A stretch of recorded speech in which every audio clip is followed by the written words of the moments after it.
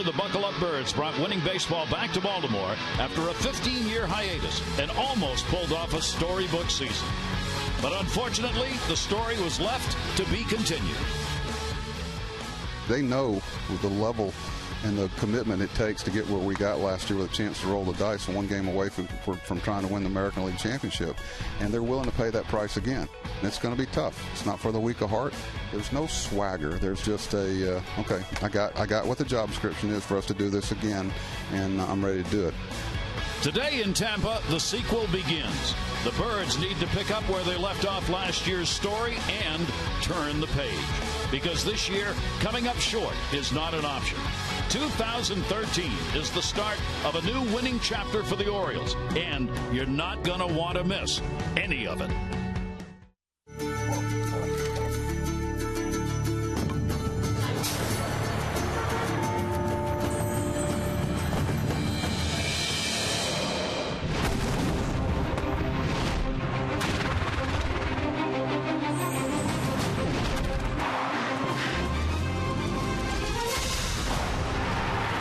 It's the Orioles on Masson, and yes, it is opening day for the O's, who will have a contingent of fans on hand here in Tampa as the Rays are the opponents in the first of three to open up the season for the O's.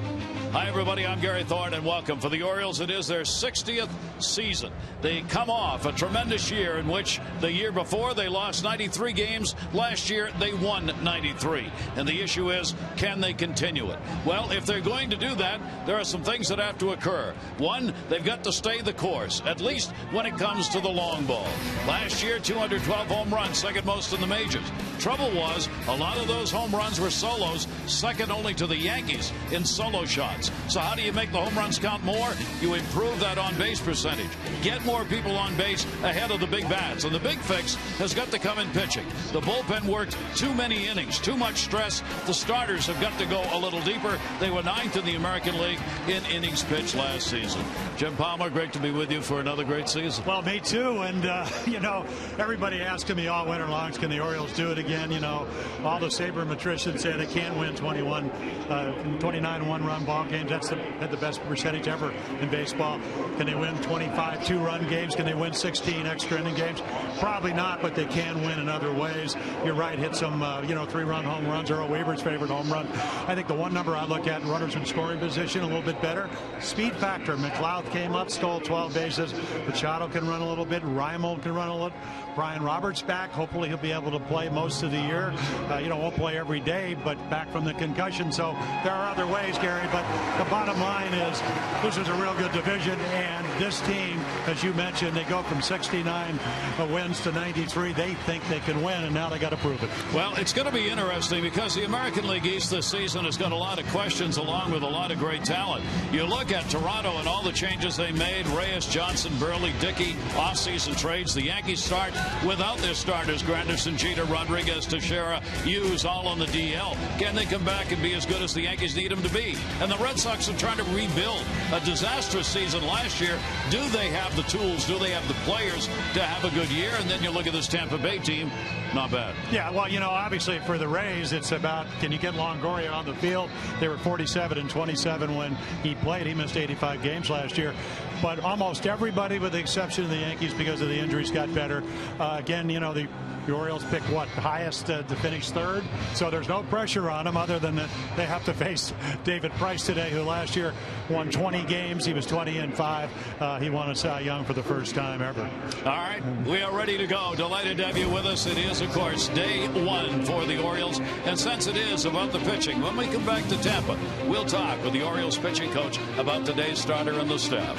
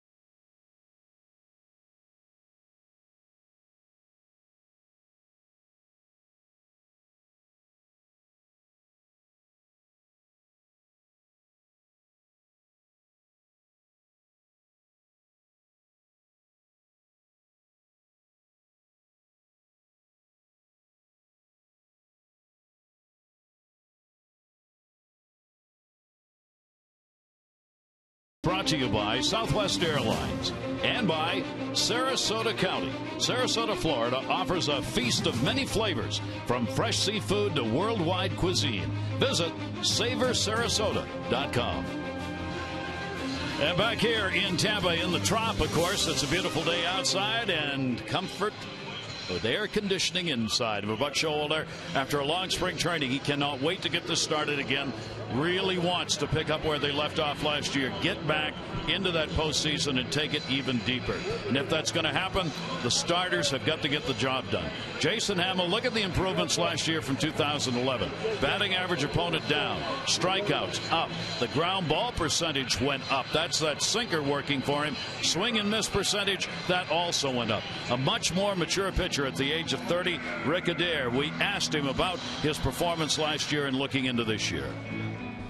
Well, obviously he was probably our best pitcher, the first half of the season last year, and then he had the knee issue and went through a real extensive rehab program with his knee, and came back and was ready to pitch in playoffs. He's had a great spring. He's healthy.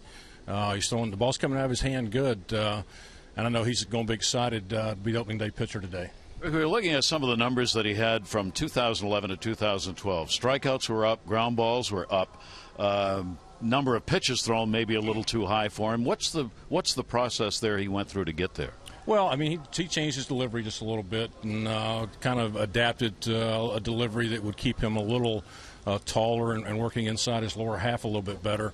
With that, he ended up throwing the sinker, and his sinker's become a very good pitch for him. At the same time, he's really reduced his number of stolen base attempts. It was real high in Colorado, and so he's done some things to eliminate 90 feet. All right. Talk about the whole staff. One of the things Buck has talked about throughout spring training, you've got to get the innings up for the starters in order to protect the bullpen. How do you do that?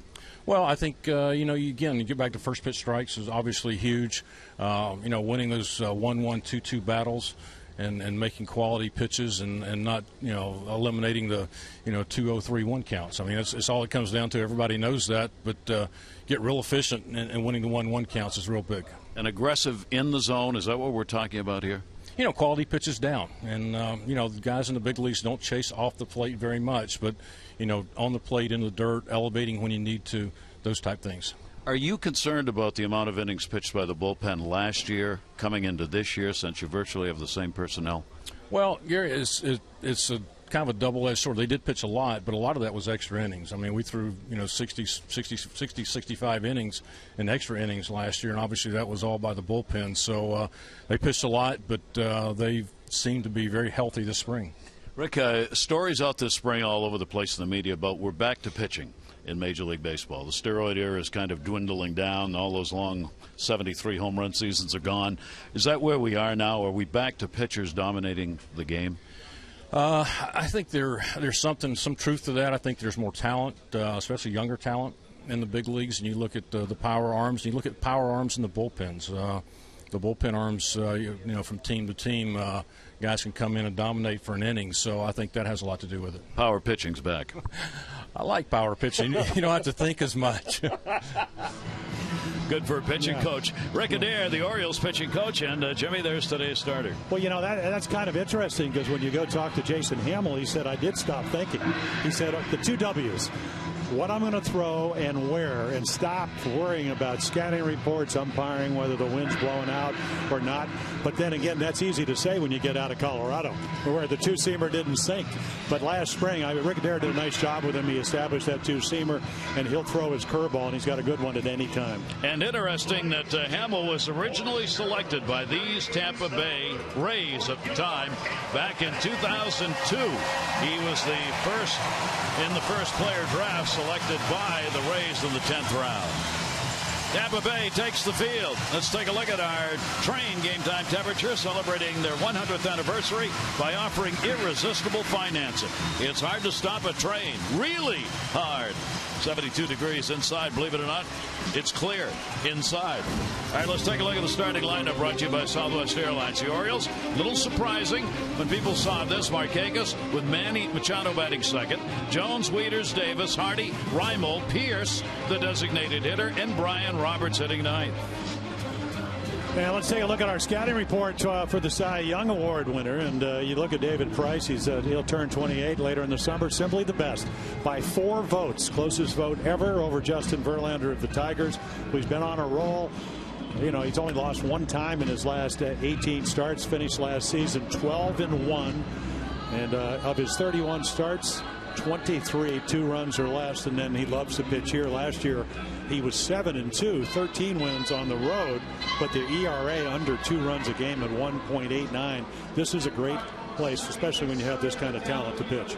And he pitched well against the Orioles, as last season he allowed only 1 run in 22 1/3 innings in 3 starts against the Orioles. He ended up with a 2-0 mark against the O's and a .41 ERA. His lifetime mark against the Orioles, 6-2 with a lifetime 2.45 earned run average. There is nobody on this ball club that's ever hit a home run off him. That kind of tells you. And you know, you were broadcasting with the Mets when Dwight Gooden came up. You know, great power stuff. Really hard to generate some bat speed when guys have power arms like that. You think of, in the American League, the 2 top pitchers, and they finish 1-2 in Cy Young, is Verlander, who can throw close to 100, and David Price can match the velocity with him. 95.5 was his average fastball in 2012, the best in baseball for a starting pitcher. And for Price, 27 years old, 61-31 is his career mark, and we are ready to go. Only 162 left. We're going to shorten that by 1 batter in a minute, one way or the other. As Nick Markakis is in the leadoff spot, they are expecting a full house, obviously, for opening day here at the Trop in St. Petersburg, Florida. Nick has faced Price more than anyone else in the Orioles lineup. He is 9 for 33 lifetime against him. And this 2013 Orioles season is now underway. And the pitch will be taken for a strike. As Markakis taking the first pitch from the left-hander. Price will throw a lot of those. He doesn't mess around a lot. He too wants to go deep into ball games. He had a couple of complete games, including a shutout last year. 31 starts. Markakis will go to second hard. Short hop. Zobrist.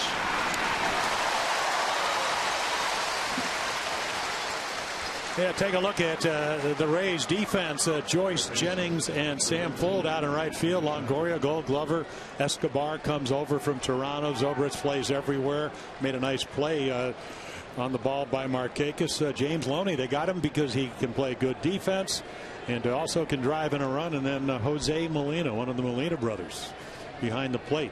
He is a catch and throw guy. And here is Manny Machado. We're talking about surprises in the lineup. A bit of a surprise when Buck Showalter announced that Machado is going to be the number 2 hitter for him. No surprise he's starting and is at third base after the great year he had after being called up by the Orioles last season.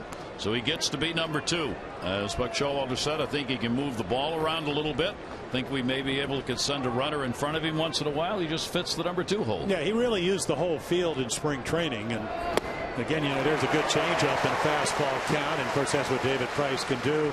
He's got a curveball. He's got a changeup. He's got a cutter. He's got a 2-seamer, 4-seamer, and again can get in the upper 90s and then take something off when he needs to. Machado hit .280 with a couple of home runs off lefties last year. He has not faced David Price before. Rolls that one away, and the count at 2 balls and 2 strikes from Price. Price, a pronounced ground ball pitcher when he is on. So is Hamill. So the infield could really get some work in today for both teams if they are as effective as they normally are. Here's the 2-2 to Manny Machado. We'll take it. Just missed outside. Time for our AT&T Mobility Trivia Fact. Manny Machado, the 4th Orioles player to start at opening day at age 20 or younger, along with Brooksy, Wally, Bunker, and Boog Powell, the other 3. 3 ball, 2 strike count on this youngster at third. Price asked for the step off. Obviously for Machado, the first opening day, and at third base where he will anchor for the year and should make a real difference on the whole season defensively for the club. And out in front of that one, and fouls it off. Well, he did last year, and then you look around the Oriole infield. He came up the 9th of August, made 5 errors the rest of the year. I guess if you really don't know baseball, you think that's a lot, but when you consider there were 24 made at third base between Mark Reynolds, Wilson, Betamete, it was really an upgrade. Saved him a lot of games. And that ball will be grounded to short. It'll be a long throw. Their new shortstop in the dirt. Loney, there's the first showing of why they got him. Escobar at short, a little short on the throw, and Loney does what he does best, and that's play and flash leather at first base. Yeah, a couple of years ago they had Casey Kochman, one of the great defenders, hit 300. Loney's going to bring that. Escobar, of course, kind of a checkered emotional past, but when he is healthy, he's a pretty good shortstop. So 2 down, and it was a ground ball, 2 of them. Recording the outs. Here's Adam Jones. Adam is 5 for 29 in his career off the left-hander, and the fastball will catch the inside corner for a strike. So this is what he's going to do. He's going to run the ball in on you. John Hirschbeck doing the umpiring. A lot of the success for David Price will be how big that inside corner is. There's another 96, and then he'll run it away. He's got a backdoor cutter. He can get you out a lot of ways, and that's how you win 20 and only lose 5. Saw that defined as the Greg Maddux scissors effect. Well, but thrown a lot harder. A lot harder. That ball is tagged in the air to right center field. Jennings going after it, will not catch up. It'll take a hop off the top of the wall, and the Orioles have their first hit of the season, a 2-bagger by Adam Jones.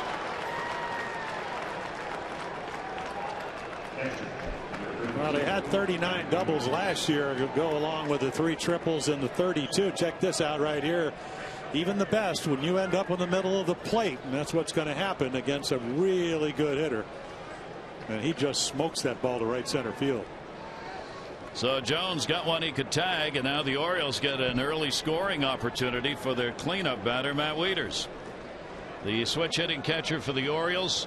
Big time numbers against the left-handers last year. He hit .323, 99 points higher than he had against the right-handers, and the pitch will be taken inside for a ball. And here's what Jim was talking about, this runner in scoring position opportunity. Wieters hit .254 last year in these chances, and he gets one early. Yeah, and he's just trying to figure out. I mean, he worked well. He did not hit, as you mentioned, that well left-handed, so he worked a little bit more on the left-handed stroke. He got that one high in the air to left field. It is back near the wall. Warning track, and goodbye. Home run. Matt Wieters becomes the first Oriole ever to get a home run off David Price, and the Orioles, with 2 outs, have a 2-0 lead. Well, it looks like a hanging changeup, so back-to-back hitters, they get pitches to hit. And again, Matt Wieters, back-to-back years, hitting well over 300 from the right side. Had a great spring, and it's continuing. So the Orioles jump on Price, and there wasn't much question about this one. Yeah, a little changeup, 87. You speed up the bat. What's the bat hit? Gets in the hitting zone, and again, this is a pitcher's ballpark, but not when you hit it like that. Price gave up only 16 home runs all of last year, and for Wieters, he starts out with a couple of RBIs. And here's Davis. Here's Davis, the first baseman, and gets a bad cut on a good pitch inside to him, 0-2. Yeah, you might see some mad stuff here, because those 2 runs are 2 more than David Price anticipated giving up this afternoon. There's Davis's number with the big 33 home runs on the year. Chris will take a pitch outside, which is right where Molina set up. So the Orioles jump on the Cy Young Award winner here in the first inning. No small matter early with Wieters and that big bat. He loves hitting in this ballpark. Pitches outside. Matt Wieters now has 5 career home runs here at the Trop, and his average in this ballpark is .363. Well, he loves hitting here, and they keep still talk about that home run he hit back in 2010 to right center. Hitting right-handed, just crushed it. And they keep trying to get Davis to go after it, and he wouldn't. 3-2. We take a look at the season series last year, where the Orioles won it with 10 wins, 8 the other way. Look at the runs per game, not many. Batting average for both teams real low. The home runs accounted for a lot of runs. Starting ERA, the bullpen ERA, really good for the Orioles. But they just didn't score many runs in this ballpark. And outside, how about that? Price got ahead of him, 2 strikes, and then 4 consecutive pitches where Molina set up outside the strike zone. Yeah, he just missed. It's like they were trying to get Davis to chase, which he does a lot of, but he didn't there. Well, we all know that when Chris Davis is a little more disciplined, and the strikeouts you talked about, 169. But again, he had a terrific year with runners in scoring position last year, and then the 33 home runs. And I think you get a little afraid of that when Wieters takes you deep. Here's Hardy. He will take the pitch for a strike. Hardy, the Orioles shortstop, with a .238. Had production with the home runs and the RBIs. He is 6 for 23 lifetime off David Price. On at first base, Chris Davis, and a swing and a miss late on a fastball. But putting a little shock into the Tampa Bay dugout and the fans with the 2 runs here in the first inning off David Price. That quieted the house down in a hurry. 0-2 count, short lead at first. And that ball put in the air to right field. It's playable. Fold is there and will put it away. But for the Orioles, a big start to this 2013 season as Matt Wieters delivers a 2-run homer for the Orioles, who lead it 2-0.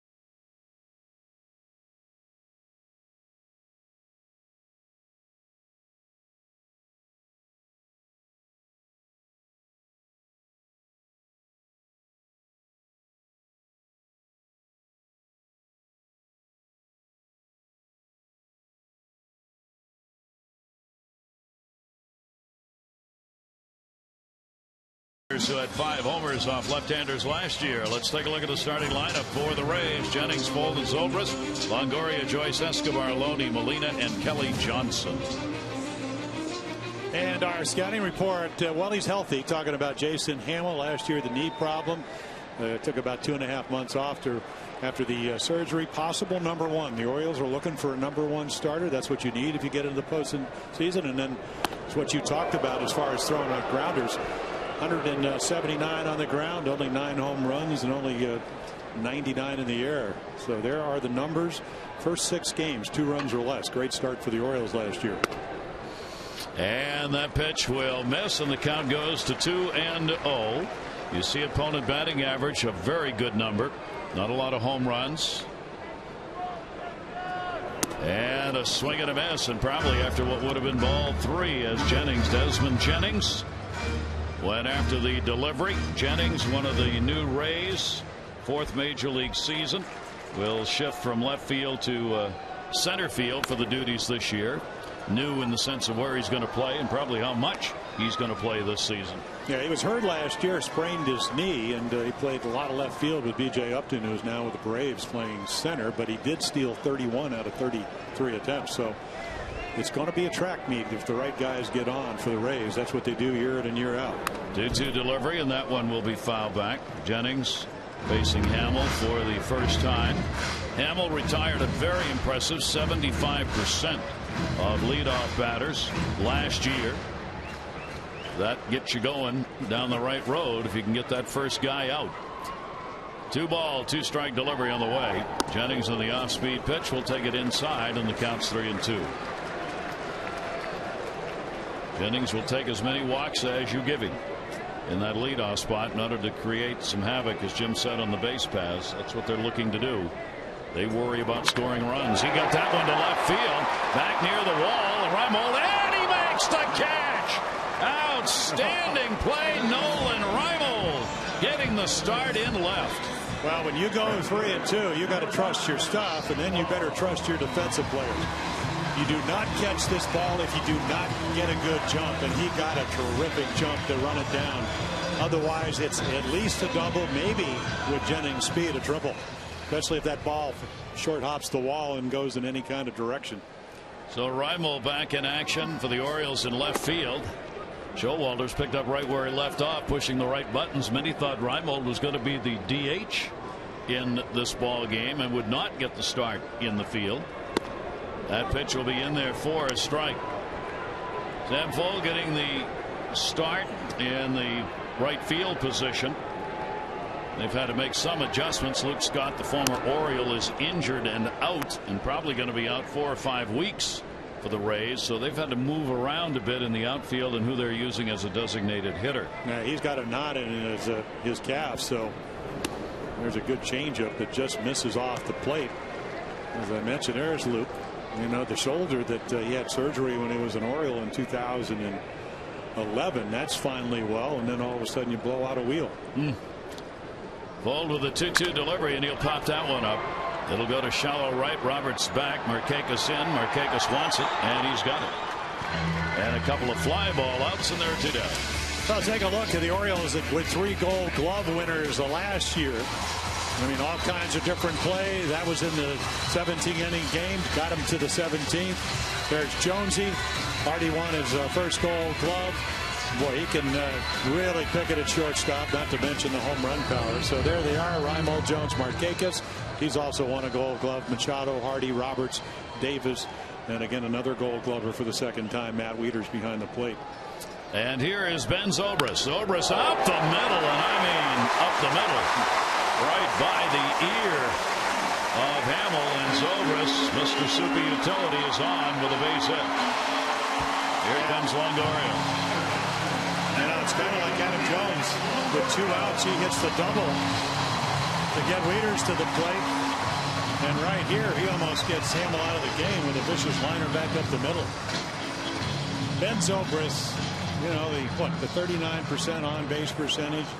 He is one of the keys to this offense. Hit just around 200 the first 2 months. Still ended up hitting 270 last year with power, 20 home runs.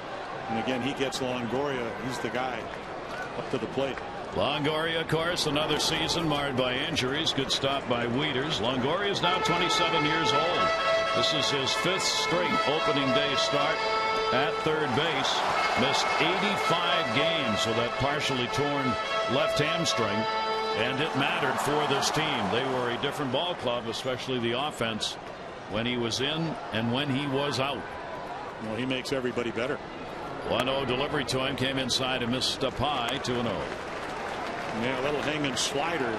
Again, fastball count. Now even more of a fastball count. The one thing, if you go to Port Charlotte where they have spring training, it's a little bit different than Sarasota, where it seems like the wind blows out every day. The wind blows in. Now, in this situation, Longoria is going to look fastball and try to tie it up. That'll go to short, forced at second base. Hardy gets it over to Roberts. That'll do it. No runs, 1 hit, no errors, 1 left on base, and a fine defensive play against Jennings leading off the inning by Nolan Reimold, who's coming up.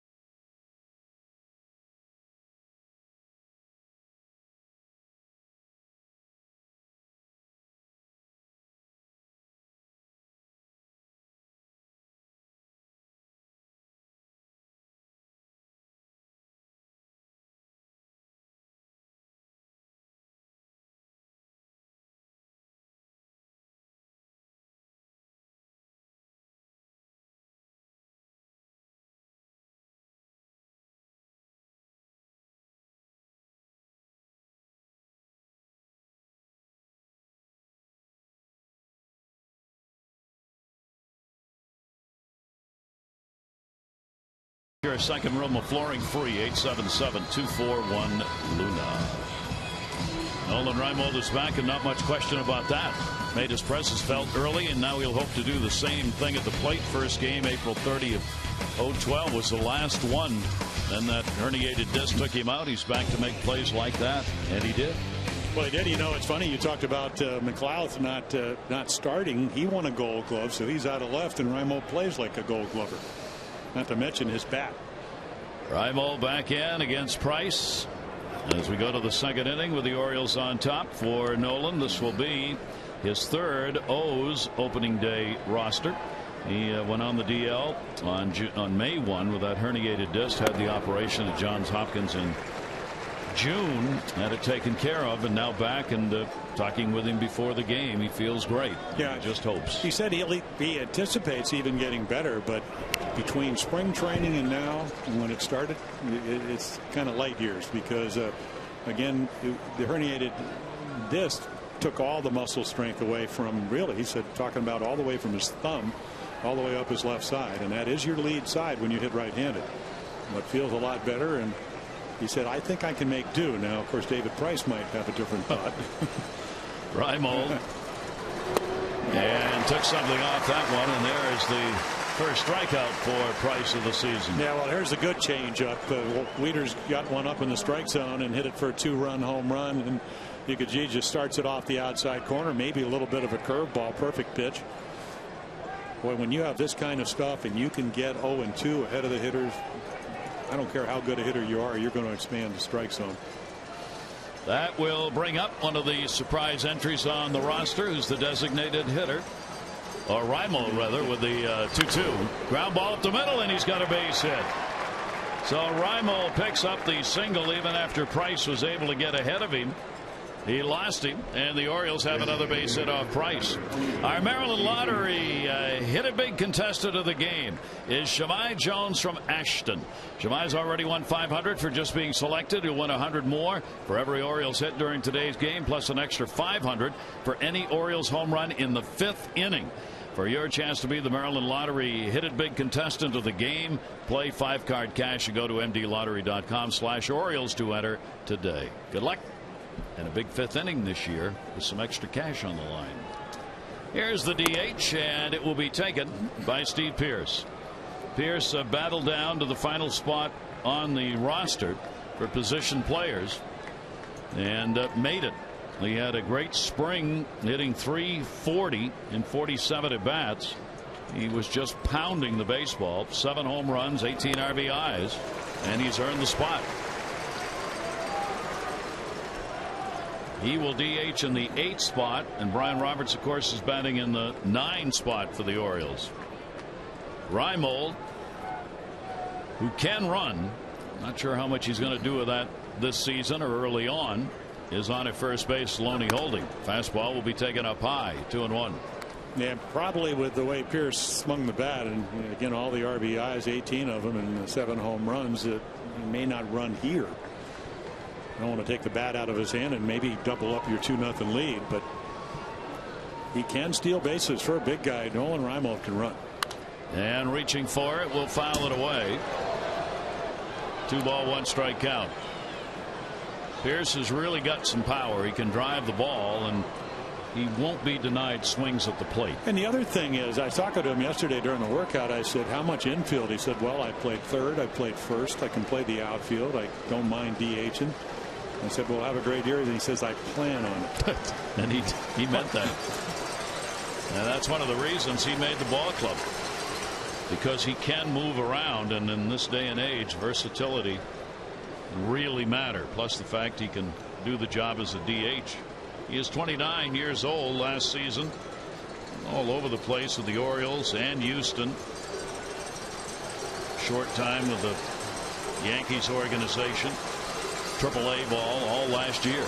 2-2 delivery to him. Took it, and he's gone on the high strike.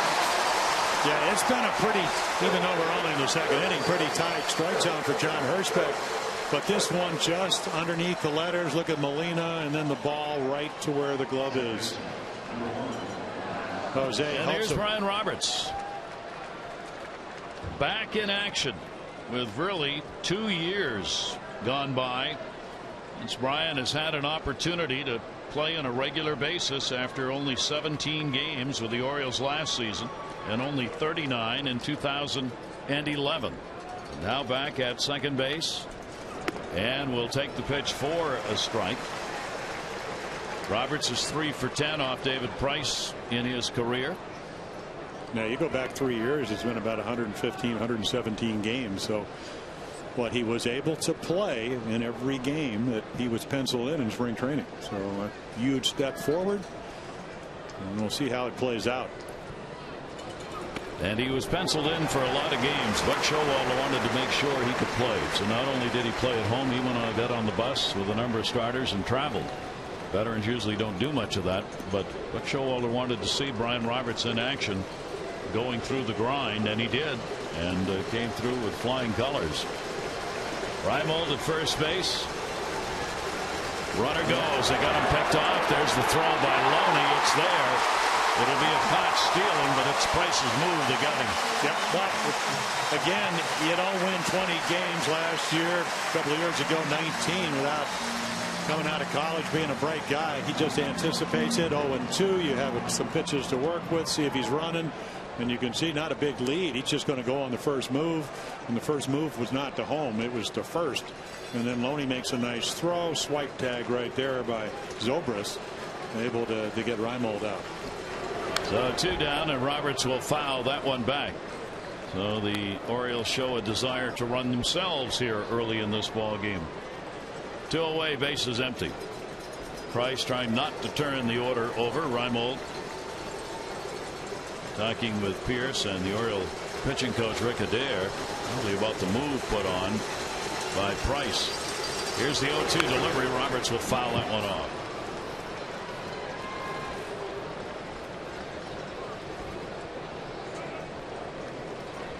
Yeah, typical year for Brian Roberts, at least before the concussion and then the hip problem last year. It was 156, 155, 159 games, 40 plus doubles. That'll go to second base off the end of the bat. Zobrist is up with it, makes the throw, and records the out. So only 3 faced in the inning. No runs, 1 hit, no errors, nobody left on. Joyce Escobar-Loney will be coming up when we come back.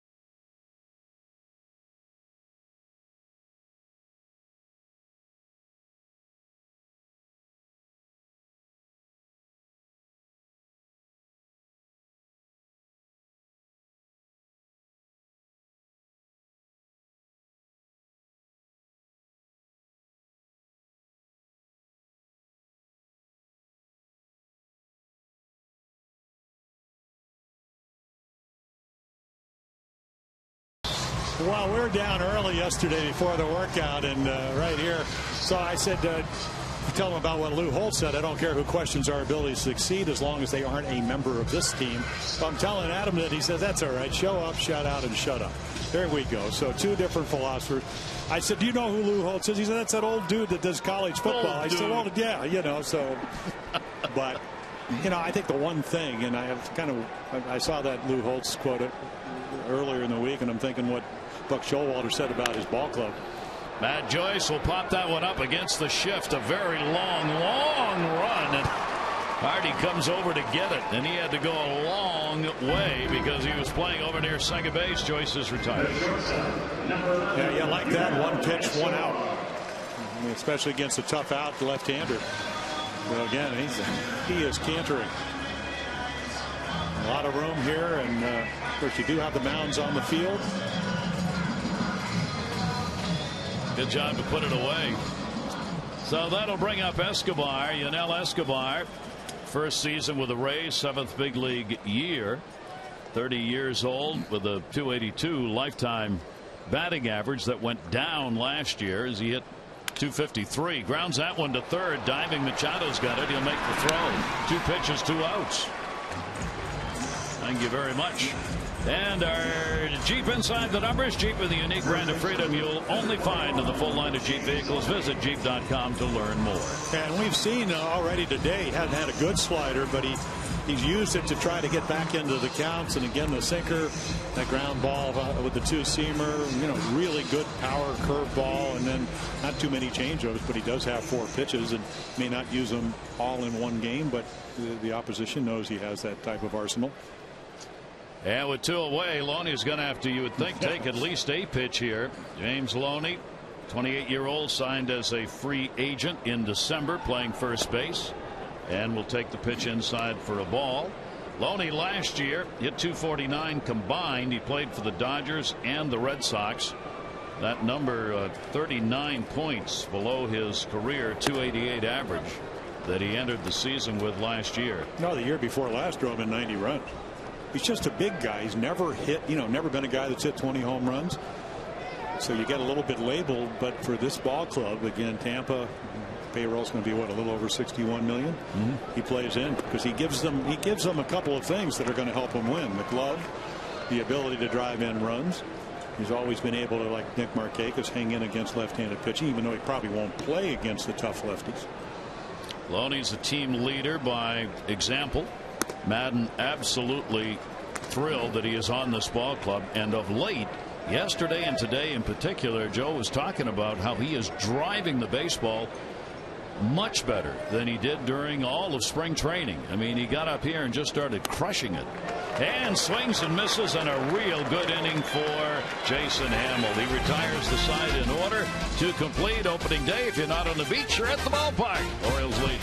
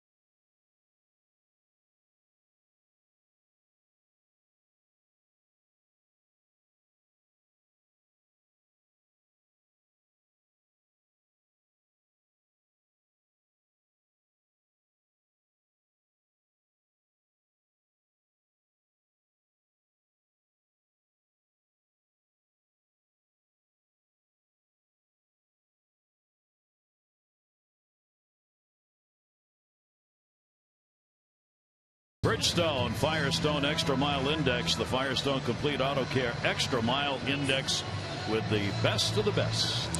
Well, again, those numbers, 23 out of his 31 starts, 2 runs or less. So when you get 2 runs early against David Price, it's like winning the lottery. You just don't do it very often. 31 out of the last 40 starts. 1 loss in the last 18 starts. So again, he's been on a roll. You know, a typical game in 2012 when he won the Cy Young was about 61% fastballs between 2-seamers and 4-seamers, and then a mix of changeup, sliders, and curveballs. So a few more fastballs early today. Very consistent on the mound over the last 2 years. Nick Markakis grounded out against him his first time up. As we said, opponents against Price last year hit only .226. They hit .230 the year before. The strikeout ratio's been about the same. And the ground balls with that sinker have increased over the last year. That'll go to short. Everybody's swinging, and Escobar's got it. One pitch and one out here in the third inning. Make sure you never miss a defining moment of the action. Sign up now for Orioles alerts delivered direct from Masson to your mobile phone. Just text Orioles 29292. Well, you've seen why Nick Markakis is such a special player. He's .291 lifetime hitter off lefties. He's hit 2 rockets and he's 0 for 2. So again, only 104 games last year. If he's healthy, he's going to be right up there, right about almost every game you play. He'll be in there some way. David Price, and it is a strike to Manny Machado. Machado grounded out in his first at bat that he's had against David Price, who has walked 1 and struck out 2. Orioles up on the Wieters home run, and Machado's got a base hit up the middle. Got it off the end of the bat, but it had eyes, and he's on with 1 away. Well, that's a spring training hit. You talk to anybody, Jim Presley, the hitting instructor, what impressed you about Manny Machado, other than the fact that again, he's so young and he's already saved him a base hit, is just the way he's used the whole field. Don't try to overswing. And when you're that young, if you hit quality pitches, you'll get better pitches to hit, because it really frustrates even the great ones like David Price. Now Adam Jones, who started the season out with a double and scored ahead of Wieters on the home run. He's now 6 for 30 lifetime off Price. Machado will be careful over there. He saw that pickoff move that got Nolan Reimold in that last half inning. Our deep inside the numbers, you see the batting average against the pitch type for Adam last year, of the fastball, the breaking ball, and the changeup. Once again, it's about laying off that slider down and away. The old equalizer. He'll go to right field. He's got another base hit. Semfold over to get it, and the Orioles have 2 on and 1 down here in the third, and that one hit right where it was delivered. Well, that's 2 to the opposite field, right center for the double, and then a laser into right field. I think the other factor is the chase factor you talked about, Gary. He went down about 5% last year, so over 600 at bats.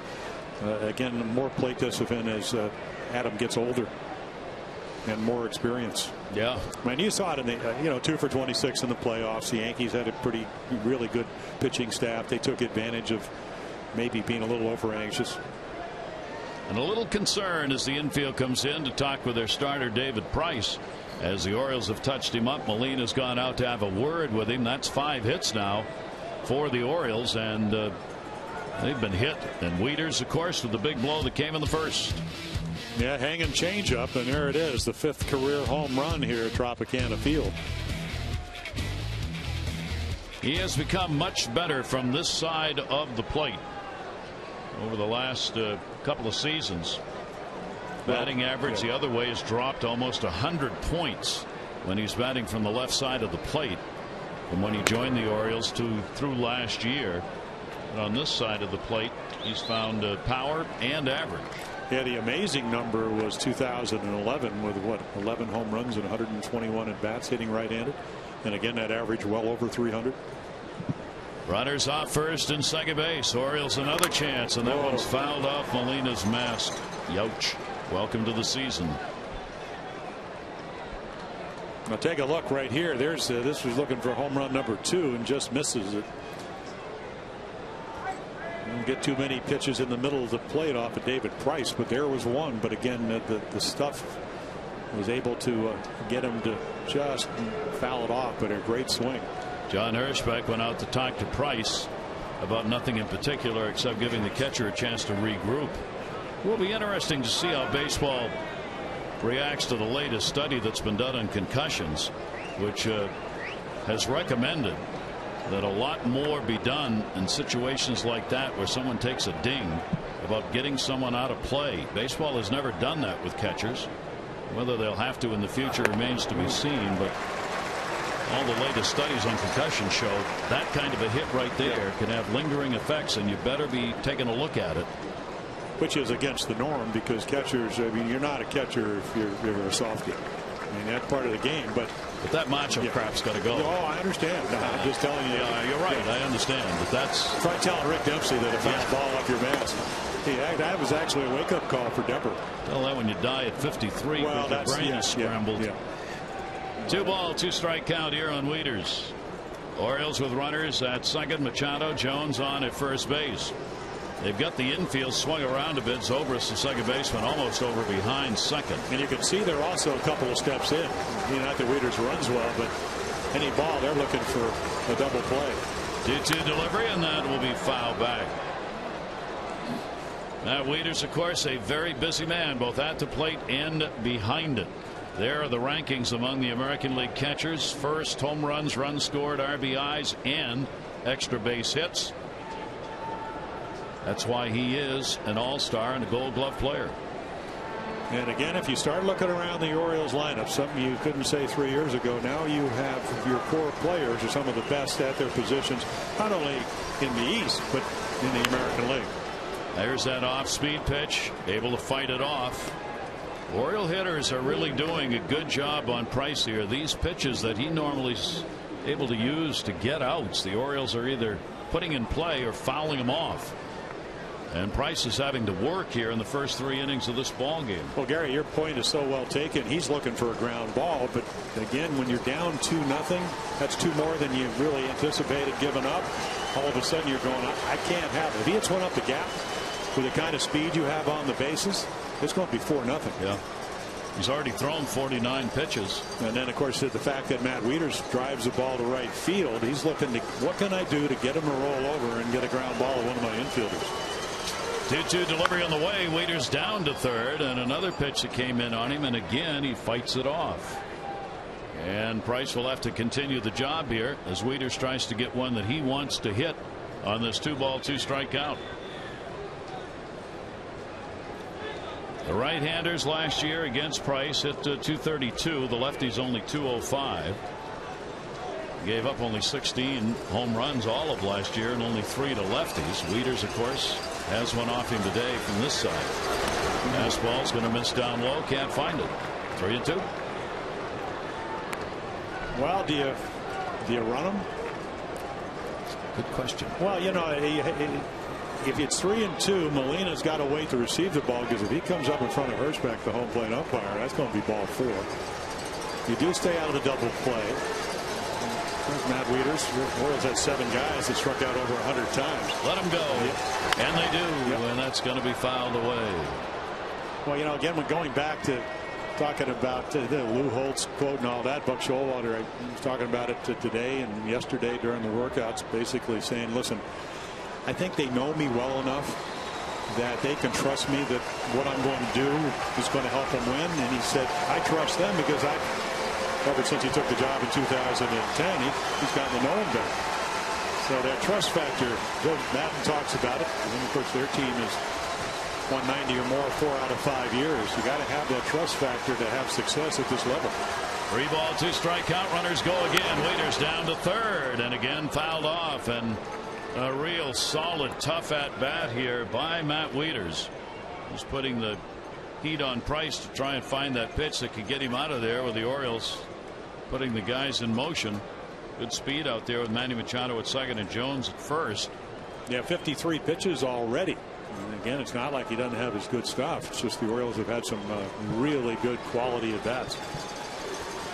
For Wieters, he is 8 for 28 lifetime off Price with that 1 home run. 3-2 again. Runners go, and again it's going to be fouled away. Wieters just refusing to give in, and Price not able to find that pitch that he can get by Matt Wieters and get him out of there. Remember, Price is a great strikeout pitcher, 205 Ks in the 211 innings that he worked last year en route to a 20-5 season. There you see the pitches in this at bat. Wow. This is the 12th pitch to Wieters. It's a whole inning's worth. 3-2. Runners go again. Add another one to it. Yep. Well, again, fight off the off-speed pitches, and we've seen change-up, curveballs, and a little cutters, and right there's the gas at 95. Hit it the other way.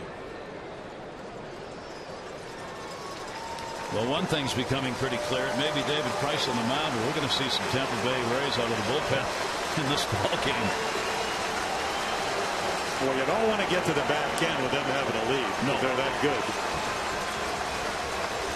3 ball, 2 strike count. Runners have gone on all these. They're not going here. Wisely, Machado moving back to the bag with Zobrist as close to him at second as he is. And Price just trying to get him leaning a little bit to cut down on the big jumps they've had.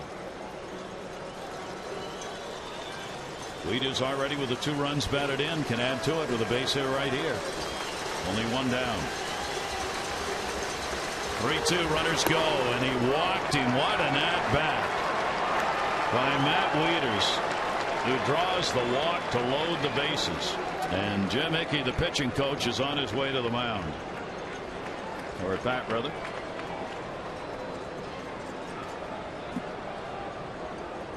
Not what he expected to be doing at this point of the ball game with David Price on the mound.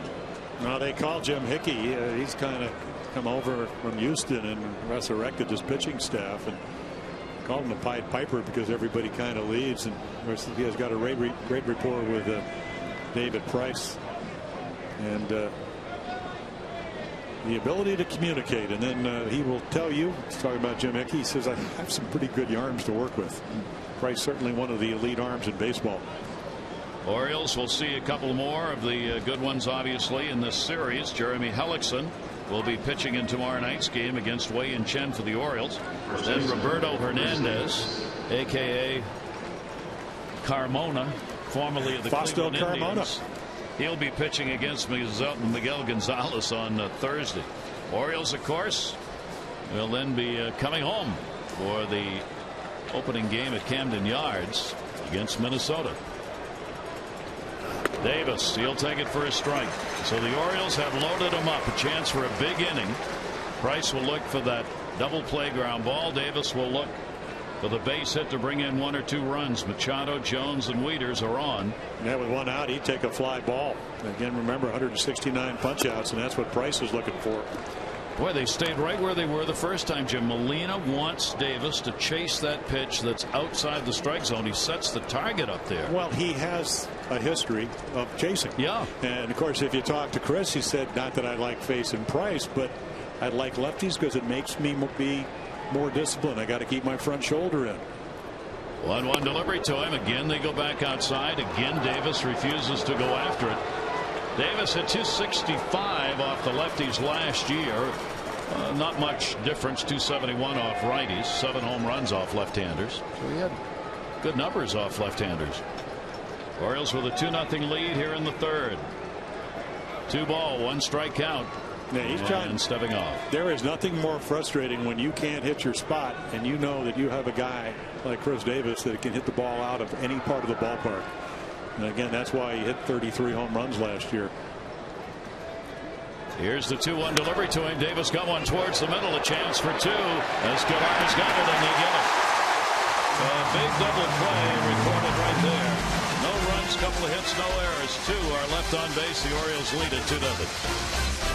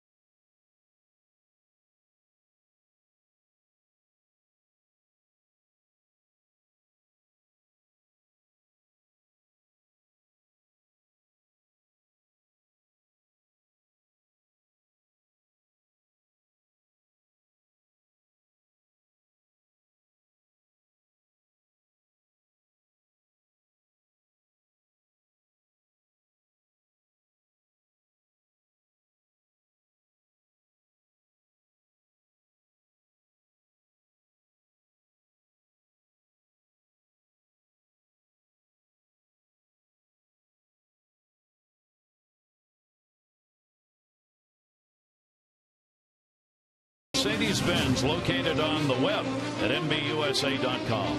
And by Chapin Davis Investments, Baltimore's oldest and largest full-service investment firm. Call 1-800-222-3246 or visit ChapinDavis.com. Gary Thorne, Jim Palmer with you on a beautiful day here in the St. Pete, Tampa Bay area. The Orioles have the early 2-0 lead as the battery gets ready to go to work. Yeah, one of those innings where you sit there for about 15 minutes. Again, this is the roller coaster of pitching. You think you're going to get a bunch of runs, and then Price gets a double play ball. And then John Hirschbeck, you're trying to get a couple extra warm-ups. He counts you down.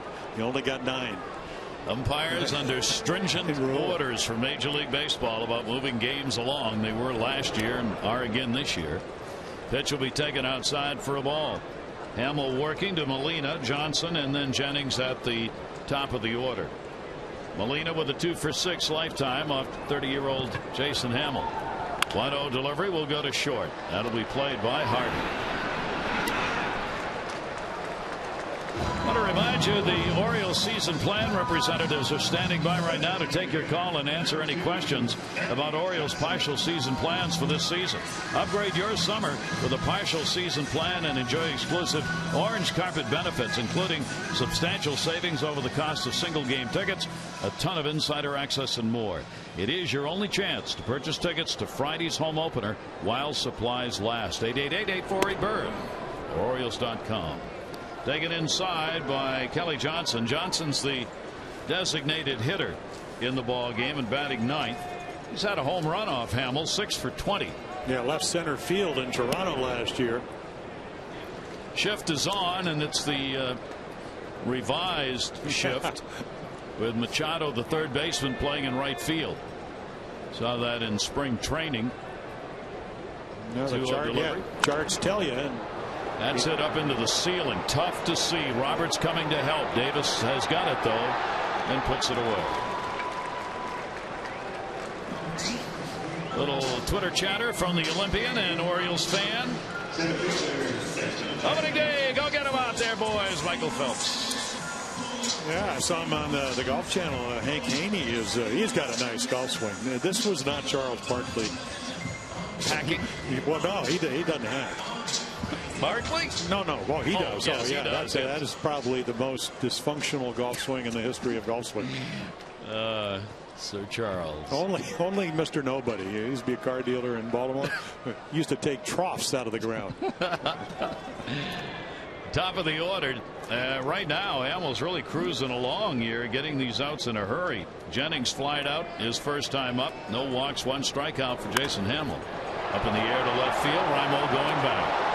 Has room near the wall. Yeah, pretty good swing, but just got under it. So that's what, 30 pitches after 3 innings for Jason Hamill. That's going to be 7 in a row retired, protecting the Orioles 2-0 lead.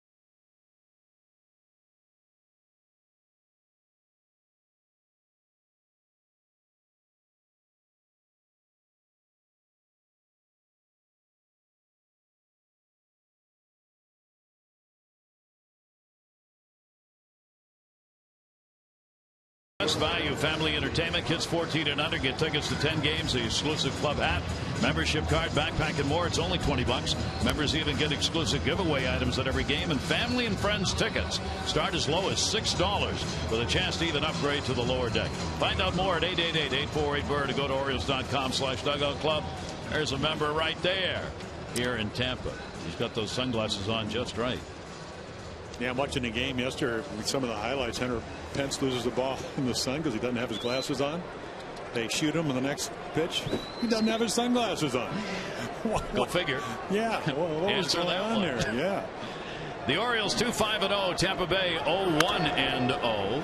And Hardy puts that one up in the air in foul territory and just out of reach, and a fine catch made by the gentleman in the first row, but did not appear. Fans are booing, but I don't think he really interfered with Loney there. Loney was not going to go into the seats. No, I thought he was going to get a little closer to it, but he looks right there, and see, I mean, he doesn't even go for it. You have to have a long reach, and he is a big guy, but the only time it's interference is if you actually reach into the field of play. Unless you're Ben Affleck and you get booed up at Fenway, they get out of the way. And a ground ball to third, fair ball. That's going to go into foul territory. Hardy got all of that one. He'll make the turn. Joyce has got to come in to get it as it rolls around in the bullpen, and the Orioles continue to get some real good cuts on David Price as they pick up a double to lead off the fourth inning. Yeah, trying to come inside, and the one thing J.J. Hardy can do is pull the ball. And again, you could see inside middle, really good swing, gets the chalk. It looked like it hits the banner. There's Longoria. You can see just on the chalk line, and then almost looked like somebody reached for it, but hit one of those banners and stayed in play. Good call by Jim Hoy, third base umpire, who had to both make the call and get out of the way as that ball was really stung, and Hoy kept his front side to the plate. So here we go, small ball already, even though Reimold can hit home runs. Hit the ball to the right side, put the pressure on David Price and the Rays. Loney playing in at first base. Longoria even with the bag at third. Reimold picked up a base hit his first time up and got caught stealing on a pickoff move by Price. The Orioles with 6 hits on the board. Reimold, the outfield straightaway, will take that pitch on the inside corner from Price, catches it, and the count goes to 1-1. Yeah, Nolan, the minute he sees that pitch called by John Hirschbeck, he looks down. Oh, that's where the plate is. Well, the first one was way in, and that one apparently got the corner. And here he comes again. And that one is going to catch it a lot more of the strike zone with that pitch, and it's 1 ball 2 strikes. Price only has a couple of strikeouts in the ball game. With the Orioles bats making some pretty good contact. Wieters with a home run and a tremendous at bat where he drew a walk. Here's the 1-2 delivery on the way, and that's too far inside. 2-2. We're talking about runner in scoring position number for the Orioles. Last year the Orioles hit 256 as a team with runners in scoring position. The American League average was 261. Yeah, the Orioles were about 5 points below it. The year before they were at 268. That makes a difference. Yep. And he got it. Yep. Perfect pitch. 3 of them. 1 down. Not too many hitters don't like the ball out over the plate where they get their arms extended, and once again you can see right on, there's a little black edge right on the black inside corner, and again Molina's right there to frame him. Hope you're making your plans for the weekend. The Orioles come home for a short 3-game homestand to open up baseball at Camden Yards on Friday. It'll be a 3:05 first pitch, and then Saturday night, and then Sunday at 1:30 for 3 games against the Minnesota Twins. That ball fouled back on the off-speed delivery. Pierce, a strikeout victim, his first time up. Yeah, Steve Pierce, we talked about the 7 home runs, and for what I've seen, he's a dead red fastball hitter. But if you hang a breaking ball, which was that was what that curveball was, he's going to air it out. Every intention to hit that ball real hard somewhere. Played a lot with the Pirates, a little with Houston, some with Baltimore last year at the major league level, and there's one of those. Yeah. He just went up and clouded it foul. Well, there is no doubt about it. The scouting report is that if you're going to get a fastball in the middle of the plate, and this was inside middle, he's going to have a good swing. He comes into this season with a .234 major league batting average. He's had 78 major league home runs in 246 games. A lot of minor league baseball has been played by Steve Pearce, 29 years old. 0-2 count. Runner at second base, one down. Zobrist holding the runner very tight. The 0-2 and another one long and foul. He can't quite keep that bat out there and keep it fair. Well, when you're going to pitch in, you know, the modern day hitter, the big difference from when I played is that, again, they do so many one-arm drills, Gary, they're able to keep that ball fair. But if you get the ball in with 2 strikes, and that is the count, and Steve Pearce doesn't want to strike out, if you get it inside, you can't hit it anywhere but foul. It's the way Kurt Schilling used to tell Kevin Millar. He said, I'm going to start you out with 2 fastballs inside. You're going to hit them 50 feet foul, and then I'll get you out some other way. See what he does with the 0-2. He went outside, but missed with it. And a 1-ball, 2-strike count. Price up to 72 pitches thrown now. There you see the division, 24-48. The split. Well, it's the good percentage, 2-1. Yeah. It's just, again, because of all the foul balls, and the Orioles have been able to take a lot of quality pitches and flick them foul. I have to believe that to this point, the Orioles have probably had as many foul balls on Price as anybody had all of last year. I mean, rarely he's a swing and miss guy or called third strike. Hardy off second, and there's a swing and a miss on the down and in. 4 Ks for Price. 2 down here in the 4th inning. Let's take a look at our PNC minor league report, brought to you by PNC Bank for the achiever in you. Kevin Gausman is pitching. That's the great news after they had to shut him down for a bit. And you see the spring training numbers that he has put up so far on the season. He'll start the game 3 for Bowie. That will be the AA start for him, and it's just great that he is going to be able to get back into action. That at this point is what's most important for him. Here is Brian Roberts, and Roberts will take it for a strike. Now you look at that one number that jumps out, David Price, and we saw him with the bases loaded, able to get Chris Davis to bounce into double play. 234 last year, runners in scoring position. And again, he did 23 of the last 31 games, 2 runs or less. He'd like to be able to do that again. Ground ball towards the hole, knocked down by Longoria from his knees. One hop, Loney got it. There is a huge play in this game. Evan Longoria knew he was not going to be able to get up to throw it, so he one-hopped it and got Roberts.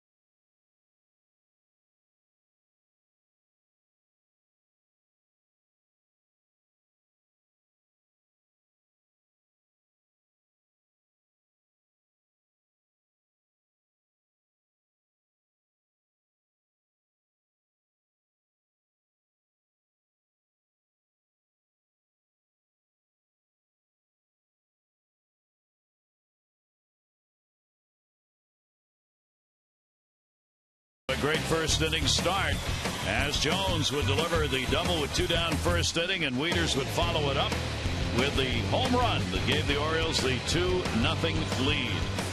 And the Orioles and Jason Hamill have been able to hang on to that lead as we go to the bottom of the 4th. Yeah, they have somehow, because of Price's tenacity, stayed within touch because of, you can see the pitch count. Again, David Price's pitch count at 75, and here's Jason.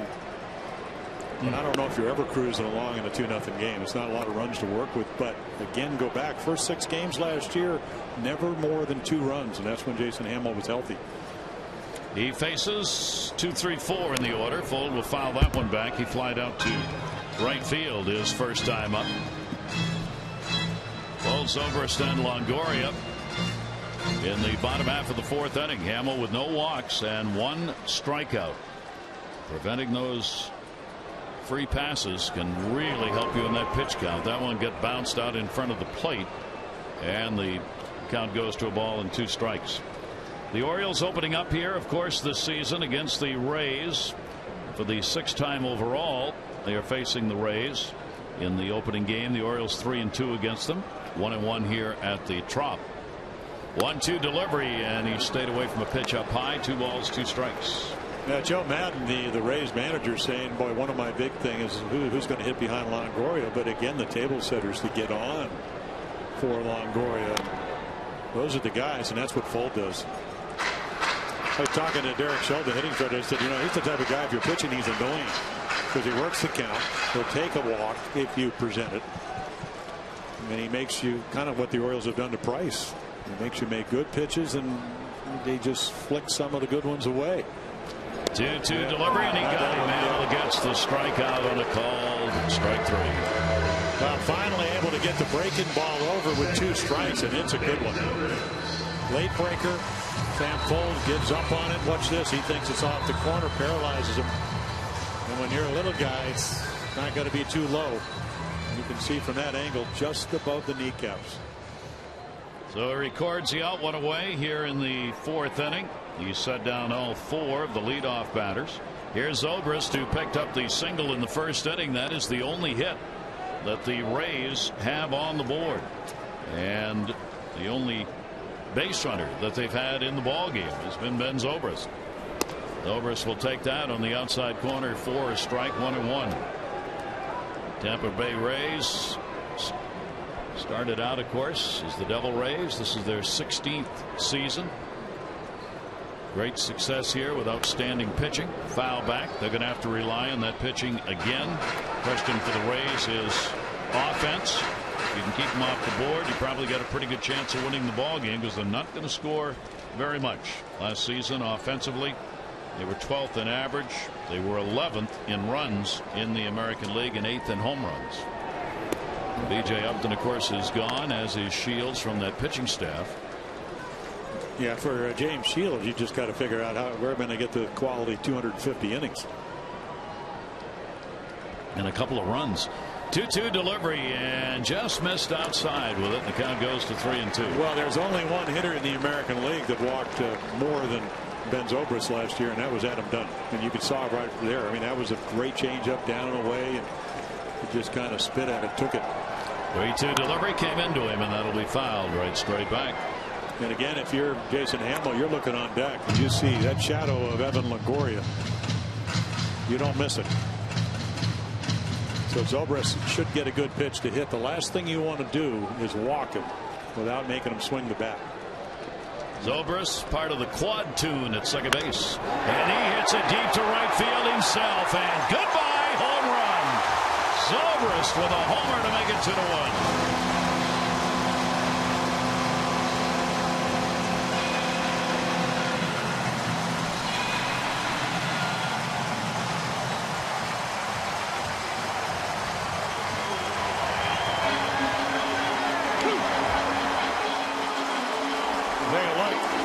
Breaking ball to Fold, hanging slider to Zobrist. So again, you hit in front of Evan Longoria. Even though you can walk with the best of them, you're going to get good pitches to hit, and he doesn't miss it. That ball was crushed.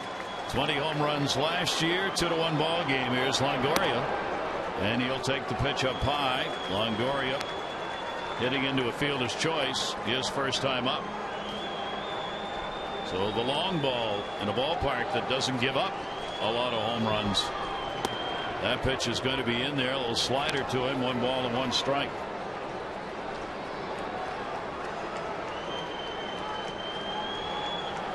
This is the second hit. Zobrist has both of them. He'll pop that one up center field. Jones. And there are 2 down.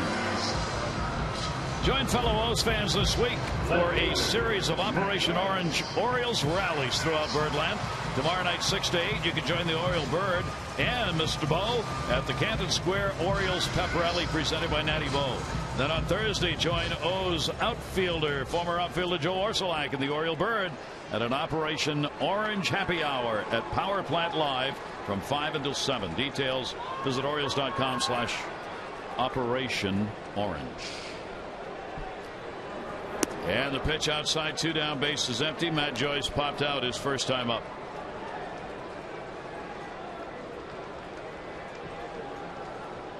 Shift is on again against Joyce.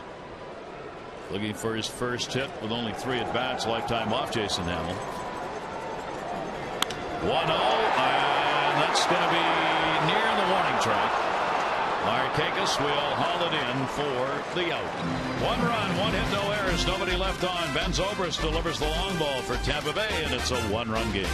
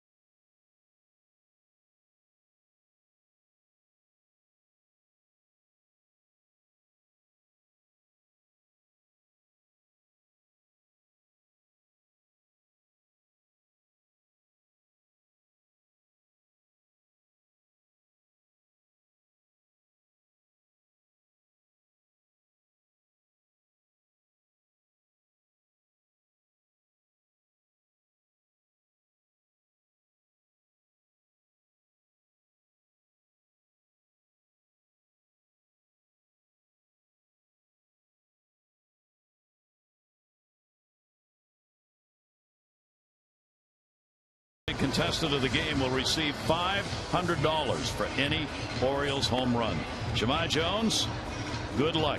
Your chance to be the Maryland Lottery big hit contestant of the game. Play 5-card cash and go to mdlottery.com/Orioles to enter today. So the homer in this inning is worth 500. Matt Wieters got his in the first to give the Orioles the 2-0 lead, and that's where it stands as we go to the 5th inning. And the top of the order against David Price, it'll be Markakis, Manny Machado, and Adam Jones. Markakis taking over that leadoff spot for the Orioles, where he did so well in that role last season. He'll take that for his strike. He led off 54 games coming back after the All-Star break and hit .335 as a leadoff batter. He scored 34 runs, had 5 home runs. Most importantly, he got on base. Yeah, the hamate bone injury in May, so he missed some time there. Changed his swing, got his hands back a little bit like Curtis Granderson. Really in a good position to hit. But again, typical year is about 100, almost a full season for Nick. Markakis with the 0-2 pitch, and Price misses with it, and a ball and 2 strikes. 2-1 ball game. Price trying to hang in here and see if his team's offense can get a lead for him after giving up the 2 in the first. That will be bounced in the dirt, and a 2-ball 2-strike count. Yeah, take a look at the numbers, and again, first half, second half, some swing changes. Got healthy, and until Sabathia broke the thumb on that fastball up and in, he's having a marvelous second half. And that'll go to second base. Zobrist will make the play, and Markakis is retired after a look at our Jeep Inside the Numbers on Nick. One down here in the 5th inning. That'll bring up Manny Machado, picked up a single and is grounded out.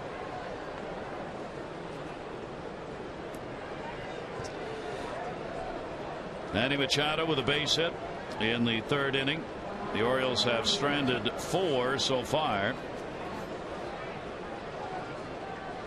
And an opportunity with the bases loaded. Double play, ground ball, 3rd inning, took him out of that one. Fouled off.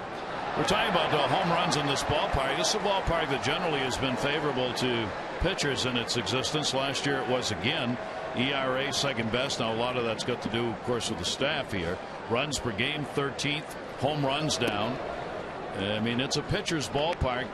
Keep it especially in the wide areas from the power alleys around. Home runs 13th, and the batting average is the lowest. Again, a lot to do with the staff at 224. Yeah, their offense goes up almost a half a run a game, though, when they go on the road. So it tells you it's a combination of both of them. Longoria's got to do a 360. That doesn't hurt either. Joel Glover at 3rd. We've already seen Machado take away a base hit for the Rays. So a couple of good defensive plays on their side of the field, as the Orioles have had on theirs, and there are 2 down. And that will bring up Adam Jones, off to a great start. Double scored 1st inning, single stranded in the 3rd inning. Adams will be relied on, of course, to up it again, as he has done in each of his major league seasons as far as the offensive numbers are concerned. That's going to go to 3rd. Longoria from his knees on another great play. Oh, Dougie. Evan Longoria putting on a show at 3rd base. All Adam Jones can do is smile. He tried to 2-off this one. Loney made it a single hop for the out. Orioles lead it by 1.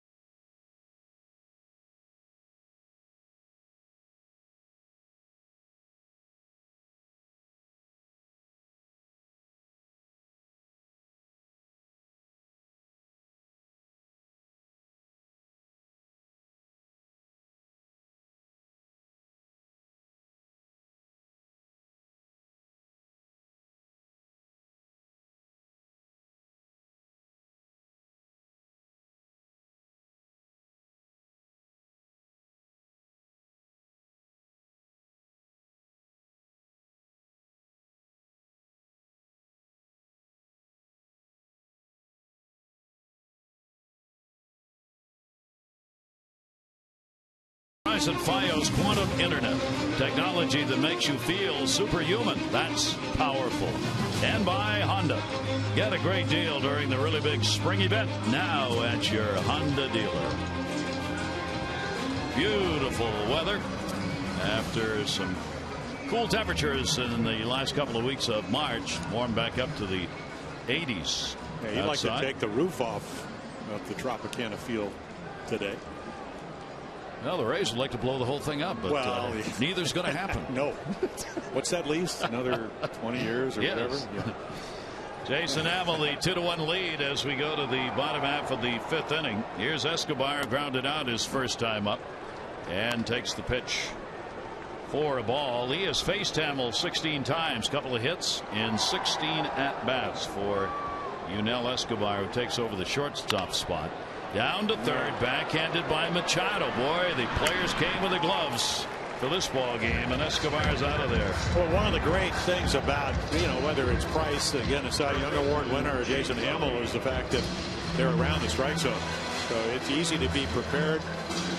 Of course, if you're an infielder, when the ball gets into the zone, you want to have your feet set so you can go either way. And Machado made a tough play look easy. There are the numbers. Significant difference. But again, it's only a one-run ball game, and Price has had a lot to do with that. Here is James Loney, their first baseman. He puts the ball in the air to center field. Jones will make the catch. Loney's retired. The effect of throwing strikes we continue to see as these hitters are not waiting when they come to the plate, not wanting to fall behind. And there's a reason for that, as you know, and that is basically they're going to throw strikes. They're not nibbling.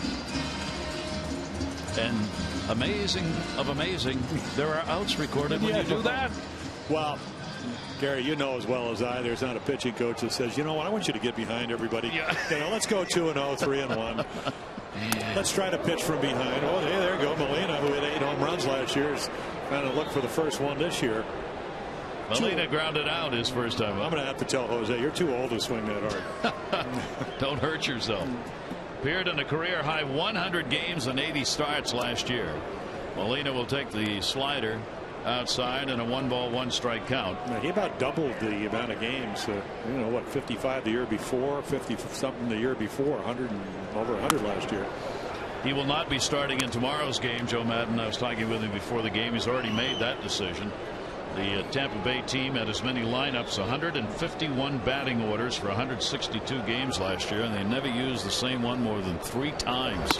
And they're going to do the same thing this year. They got that quad tune, we call it, at second base. They got 4 players who are going to be playing second base on an regular basis this season, at least to start.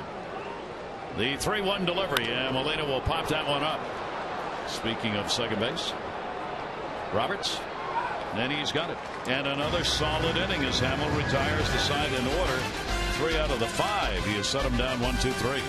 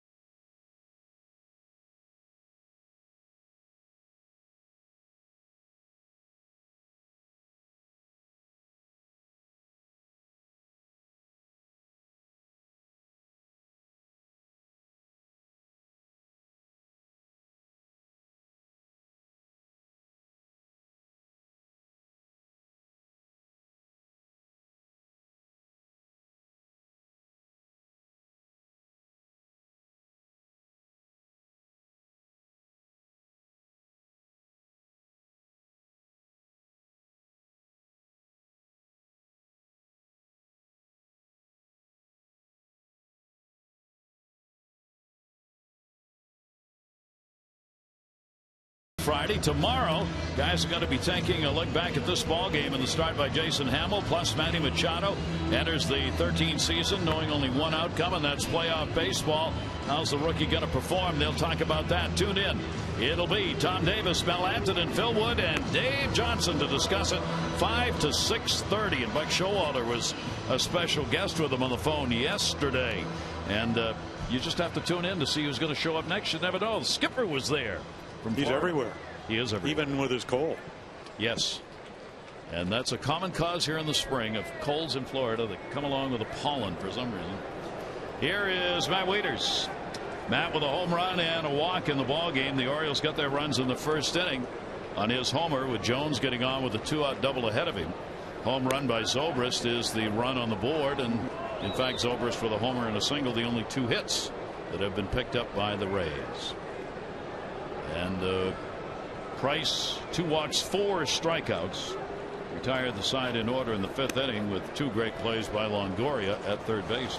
Yeah, after that hanging changeup for the 2-run home run, what, 14 pitches for the walk, something like that. And there is Longoria. Don't hit it to him. Not a good idea, unless you're David Price. That's a great idea. Yeah. And that's going to go to the gap into right center field. It'll spread the D.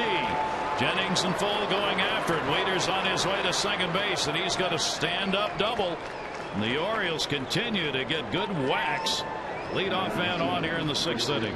Well, even if you're Cy Young, and that's what Price won last year, if you get in those hitters' counts, he's looking fastball. Not a horrible pitch, maybe up a little bit.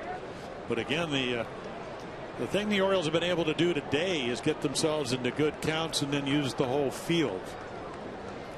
Boy, Matt Waiters, he hit .302 with 3 home runs against the Rays last year. Starting out here with a 2 for 2 and a walk. The Orioles have the leadoff man on for the 3rd time in 6 innings. And that will bring up Davis. And 2 of those leadoff doubles. Couldn't get Hardy in the 4th. So Chris Davis will try and either get him in or move him around. He is walked and hit into a double play with the bases loaded. And a big cut on the heater. Yeah, I'd love to, even if he can't get a base hit it something to the right side. And not a lot of speed, so of course they have the shift, somewhat of a shift. You can see Escobar right behind Matt Wieters. Davis, the 0-1 delivery on the way, and went to the outside corner and missed it. And a 1-ball, 1-strike count. It's probably the one area, lefty to lefty, that he's not real sharp this afternoon. And again, the stuff's good. He just can't quite hit that outside corner. Maybe an inch or 2 off the corner, and Hirschbeck is doing a nice job of umpiring. Up high with a fastball. The Orioles 1 for 5 with runners in scoring position so far. And they get another chance here. We talked about that earlier in the ball game as Jim was mentioning. That's one of the numbers the Orioles would really like to pick up just a little bit, get back up to that 265 range. Would add on some big runs. 2-ball, 1-strike delivery. Runner at second, and that is on the outside corner for a strike. Yeah, that's where he's trying to get the ball to all afternoon, and this one, I mean, this is a perfect pitch. Take a look right here. Maybe right on the edge. He's bound to get a couple of those calls. Well, I mean, that's the one thing about John Hirschbeck is his reputation wide strike zone, but it hasn't been that today. 2-2 delivery in the way, and that's there. Maybe getting a little wider, although that's a pretty good pitch. Well, you really can't take that close pitch. I mean, you can because he does. But again, again, it's off the plate. But if you're Chris, and this is something he's going to have to learn, he's going to get a chance to play every day. Looking forward to that is try to flick it foul because the strike zone is getting bigger. That will bring Hardy up with a runner at second base and 1 down. We've seen Molina work this the entire ball game, and he's not stopped doing it. And it makes all the sense in the world. You got a Cy Young Award winner on the mound. You got an umpire noted for a wide strike zone. So if you get that first strike, start setting up maybe outside the strike zone a little bit, because you figure you're going to either get the hitter to go after it, or you're going to get the call from the home plate umpire. And all day long, Molina's done that. And you have a guy that can do that. Yeah. So see, look at that. That target's pretty close to being out of the strike zone again. That'll be over into the seats and a foul ball, and Hardy with a 2-strike count. Well, just think if you're John Hirschbeck, and he's going to move with Molina, especially when you're hitting the glove. I know Mark Wiley, when he was the Oriole pitching coach, he used to kind of keep track of how often you were in the purple zone. And the purple zone was how often you hit the glove. And you just encourage umpires to expand that strike zone. You don't figure that the catcher generally is going to set up outside the strike zone, so if it goes into the glove, you figure it's a strike. 0-2 the count. Molina learning a lot from his brother Yadier, who's as good at controlling a baseball game and setting a strike zone as anyone maybe has ever been.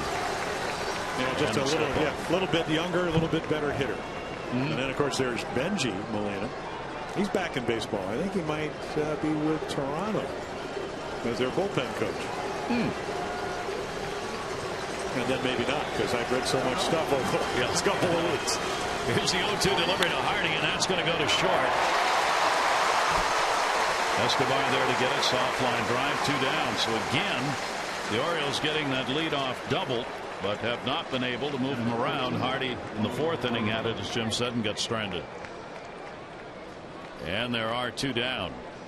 Tough ball game for Price. He's had to work at it, but he's working. 95 pitches thrown by the Rays starter. Reimold coming up. He has singled and struck out. Got called out his last time up. Still a runner at second, but now there are 2 down. Hey, look around here at Tropicana Field. Where can Reimold with 2 outs hit a base hit and score Wieters with not a lot of speed from second? Because Joyce very shallow and left. Even though Nolan Ryan hit 6 doubles and 5 home runs in 67 at bats last year. And then Jennings throws well. And Folden right not so well.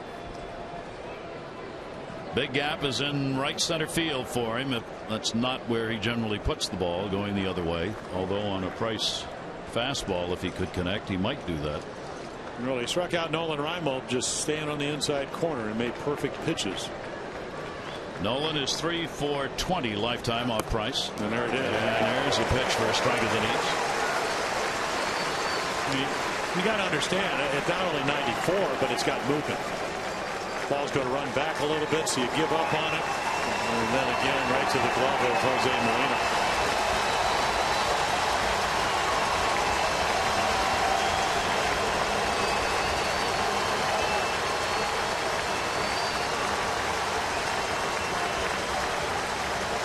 Wieters will go back to the bag, trying to extend his lead, and Price stepped off on him. Boy, the Orioles would love to make him go at least one more batter in this inning, past that 100 pitch mark. 0-2 the count, and can't get together, so Molina will go out to talk to Price on what they want to throw here. Yeah, Joe Madden, the skipper, David Price's manager here in Tampa, said this guy, can he get better? He said, well, he's got a real good pitching IQ. So he knows what he wants to do, and when in doubt, call your catcher out to the mound. Yep. 18 out of 25, and Hamel 7 out of 17. Runner off second, the 0-2 delivery, breaking ball, and that's going to miss. Yeah, nice take by Nolan Reimold. Easily to swing over that. It's that back foot slider. Just kind of wondering. He's got pitched him with his fastball in the last 2 times up. Will he go away? And Molina will let you know. Oh, in again. 1-2, and that one's going to be fouled back. That's the pitch he's not been able to get that swing or call on for a 3rd strike today that we've seen so often from him over the last 2 years. The Orioles, and credit the Orioles, they fouled off a lot of really good pitches. Well, yeah, you look at this. I mean, that's the difficulty, as you know, Gary. When you get the 2 strikes, you just can't. Have you already seen Chris Davis take a questionable pitch? Last thing Nolan Reimold wants to do is get called out with the bat on his shoulder with a runner in scoring position. And he'll pop that one up to right field. Ball is there, and we'll put it away. So again, the Orioles leadoff double goes for naught.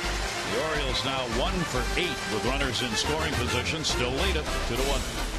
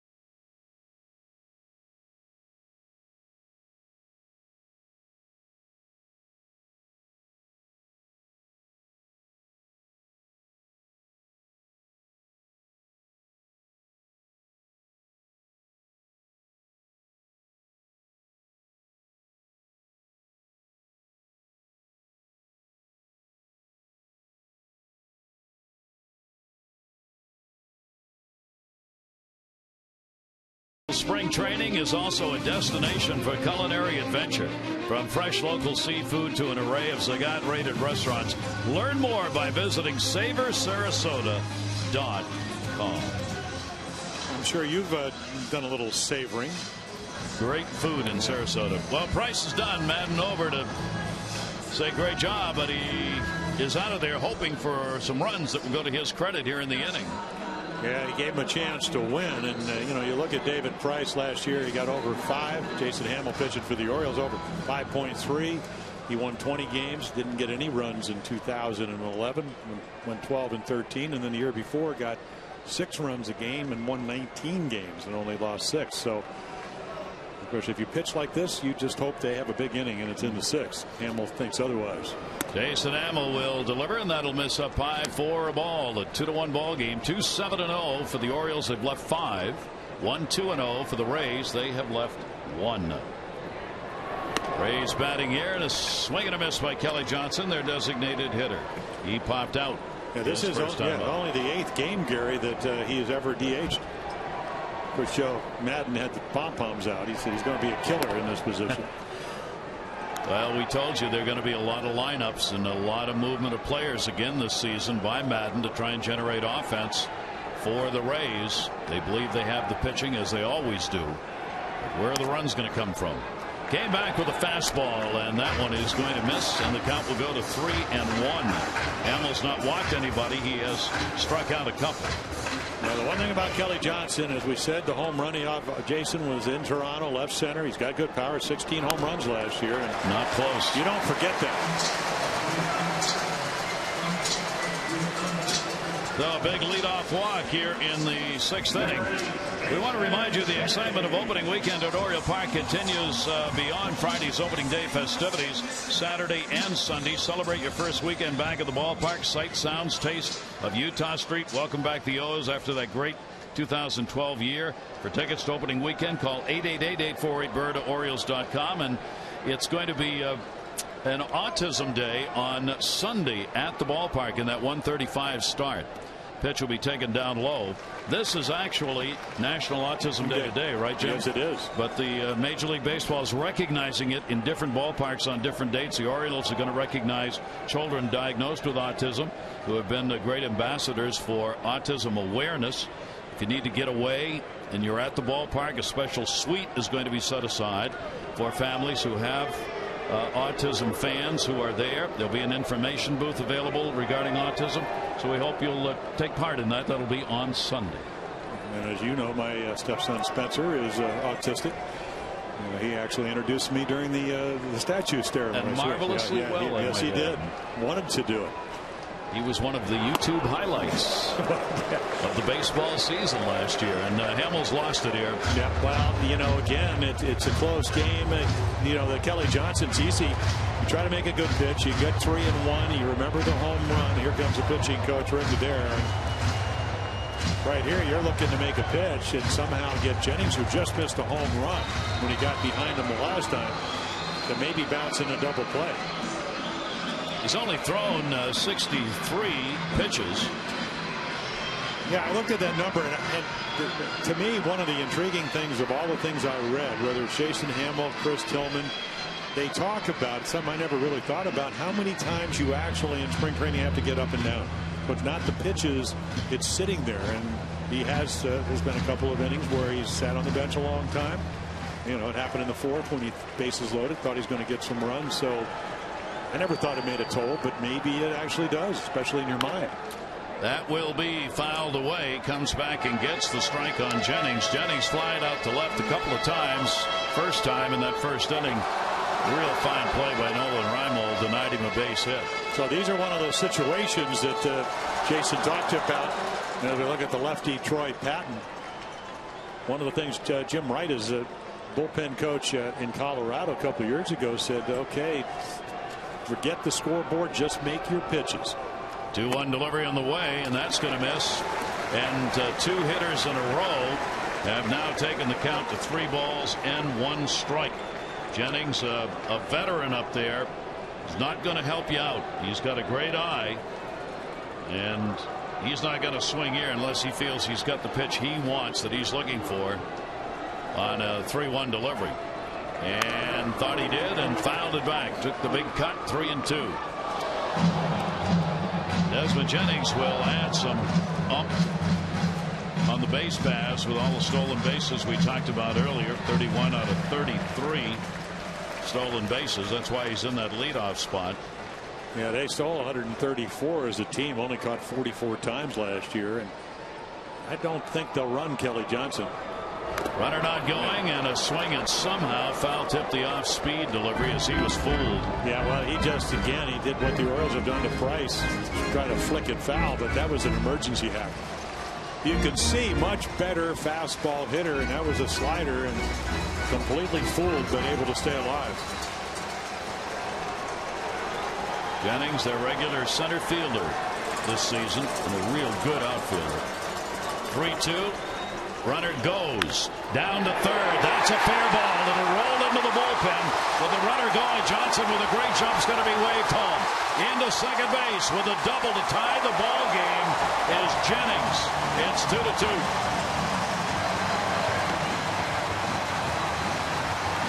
So many times we talked about base-off balls kill you. I always thought it's when you walk people.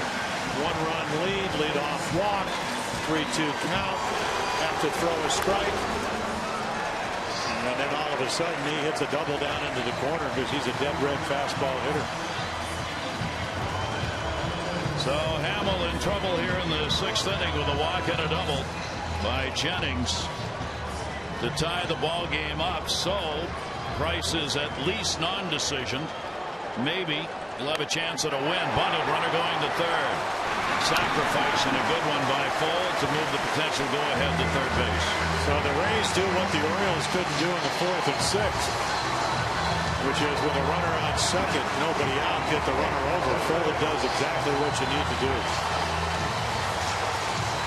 The infield is going to be played in by the Orioles with Zobrist and then Longoria due up.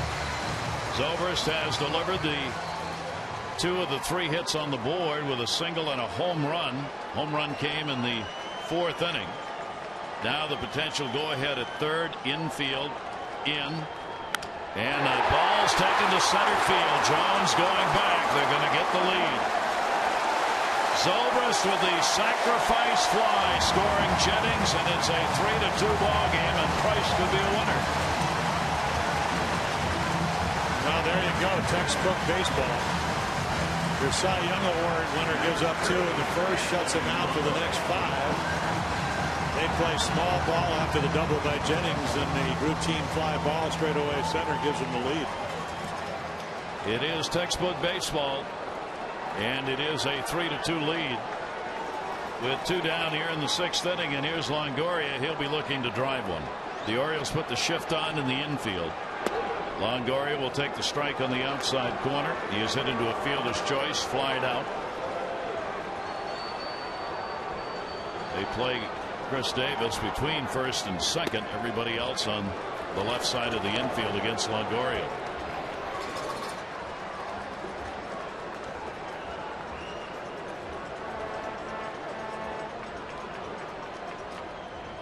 And the 0-2 pitch is going to be taken up high.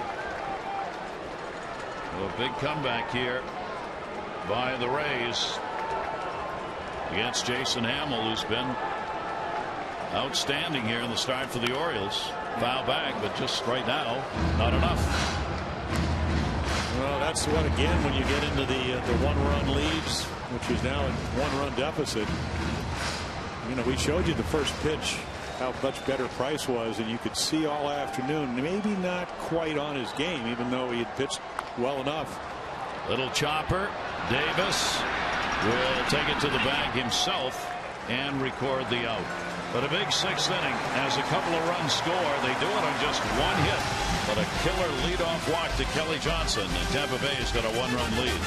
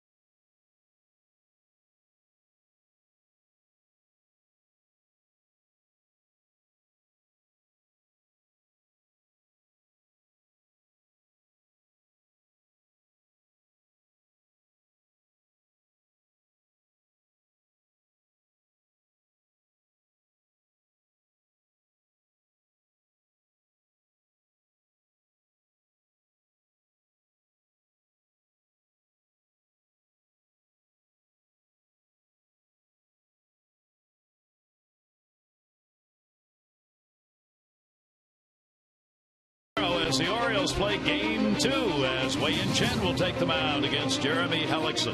Our coverage on MASN 2 HD begins at 6:30 with those extra presented by Jeep, followed by our game coverage at 7. All the access you need right here on MASN.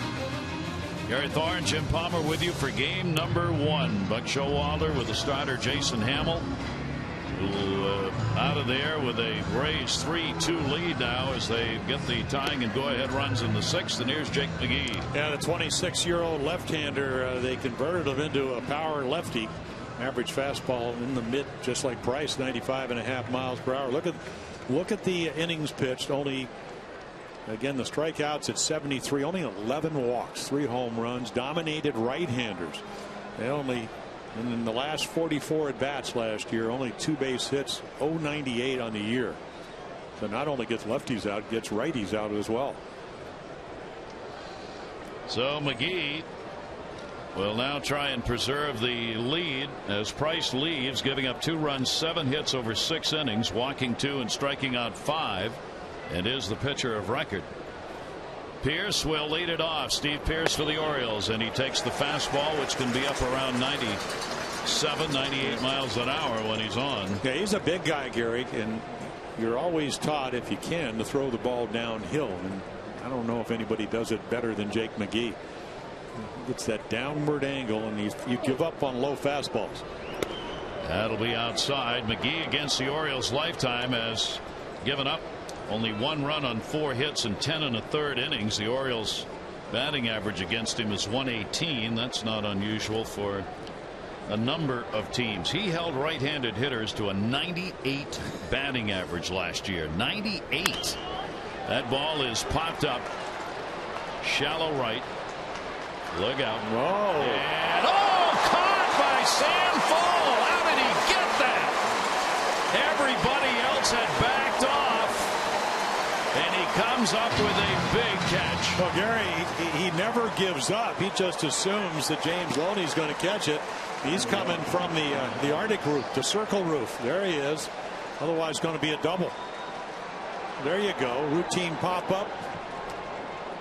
There you go. Probably what, about 6 inches from hitting the turf? Big smile, and he earned it. So another big defensive play, and the Rays have had a few of them in this ball game. Here's Brian Roberts. Roberts robbed by Longoria in the 4th inning, and will take the pitch for a strike. He has grounded out twice in the ball game. And the other thing about Jake McGee, doesn't throw too many breaking balls. It's an easy 95 to 97. Not a lot of effort, even though you know that's not the case. Roberts has 1 hit off him, a home run. Very late on the fastball, 0-2. Well, 98 running away. Well, we talked about it earlier. You do not want to get into the late innings against the Rays in the back end of their bullpen. Their bullpen last year was number 1 with a 2.88 earned run average. There's the 0-2 delivery, and he took a little off that, and it's fouled back. The Rays gave up the 2nd fewest hits from their bullpen per 9 innings pitched. The fewest home runs. They had the most strikeouts per 9 innings. They were sensational in leading this ball club to a 90-win season, 90-72, but it wasn't good enough to get them to the postseason. The Orioles having the 93 wins, and the Yankees 2 more than that. Here's the 0-2 delivery, and that's going to be inside. 1 ball, 2 strike count on Roberts.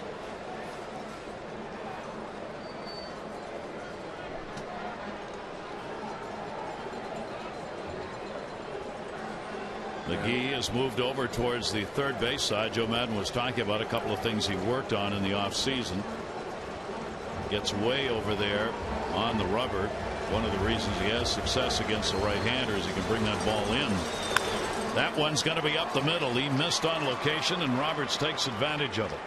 And the Orioles get a single with 1 down here in the 7th inning.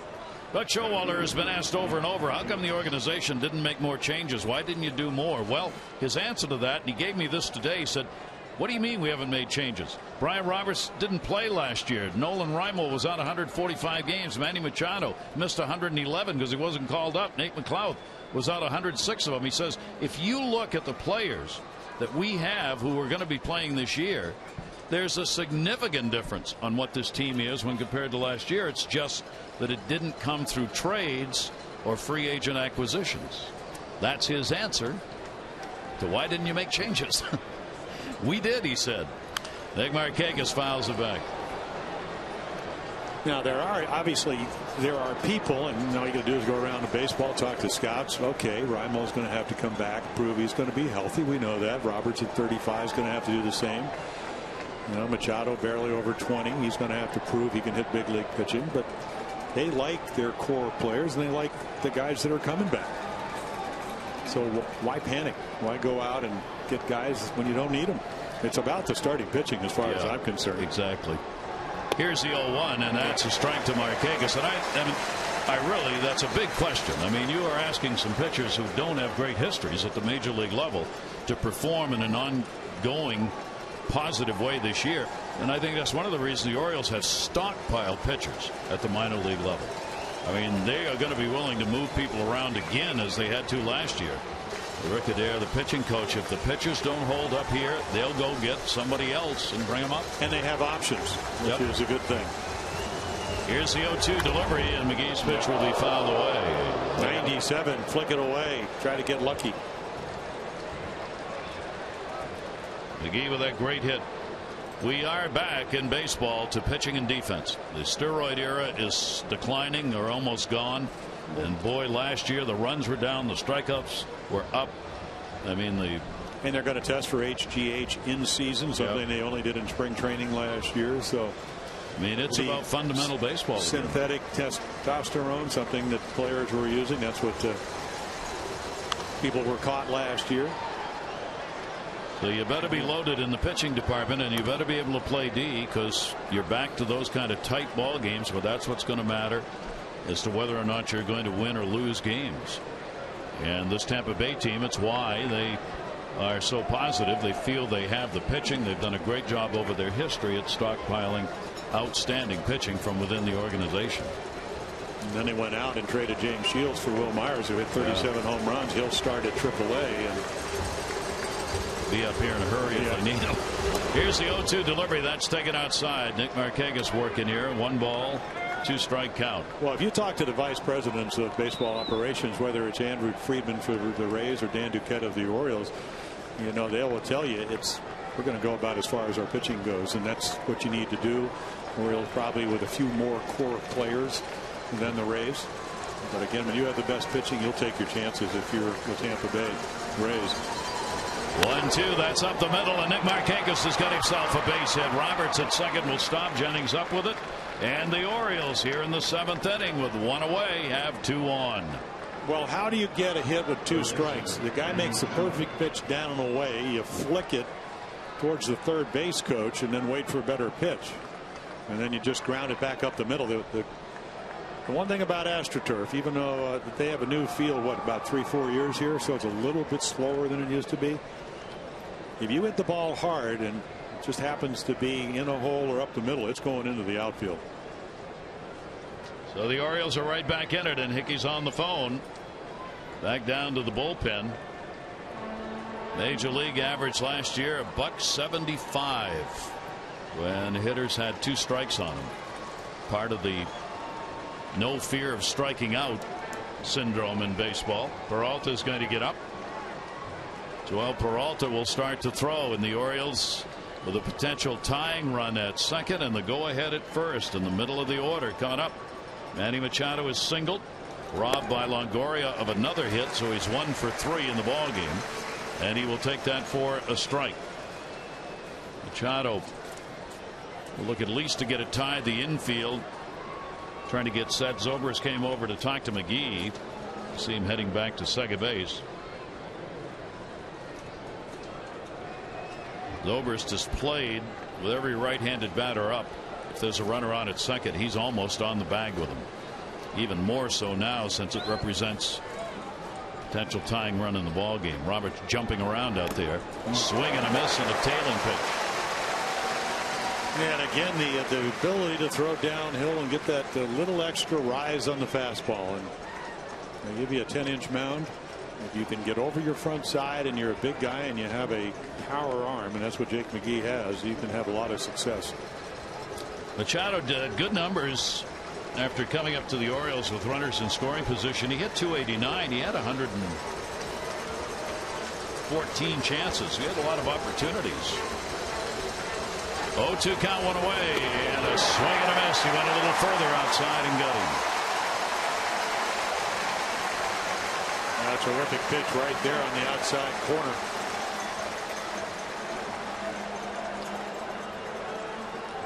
You can see why he is so tough on right-handers with those kind of pitches. So you bring up Jonesy, who's already doubled, singled, and got robbed of a base hit by Longoria, and that's why Molina's having a little conference. First and second, 2 down. Jones 0 for 5 off McGee. He scored ahead of Wieters on the home run in the first inning. The Orioles 2 runs scored then Price shut him down. They had the bases loaded opportunity, third inning, one away, but a double play ended that. They've had leadoff doubles in 2 other innings and have not been able to move the runners. And now with a little time gained, Hickey's going to come out and visit McGee. The bullpen is ready if he wants to go there. He only 8 at bats against Joel Peralta, but at least he's got a base hit. And one thing that I know, not that Peralta can't pitch, because he can, is that he doesn't throw 98. He's a little more hittable. That's how good McGee was in 2012. If right-handers hit 98 against the guy out of the pen, you're probably going to leave him right there. You would think so. I know Joe Madden, the skipper of the Rays, said, well, he kind of moved over the other side of the rubber. I said, good. I mean, you only hit 98. Why do you want to change anything? For Adam Jones, you take a look at the numbers against the slugging numbers for Adam Jones against left-handed pitching, going back through 09 and then up 10, 11, and then last year the slugging number really increased against the lefties. He wants one of them right here. 2 down, 2 on, 7th inning. Orioles down a run. And McGee gets it in, and that one caught Molina. It's been a tough opening day behind the plate for Molina. Another big swing and right in the bottom of the mess. The other one was up a little higher. That got him right in the chin. All you got to do is look at that, and I mean, you could see Jose, a big guy, and almost knocked him over.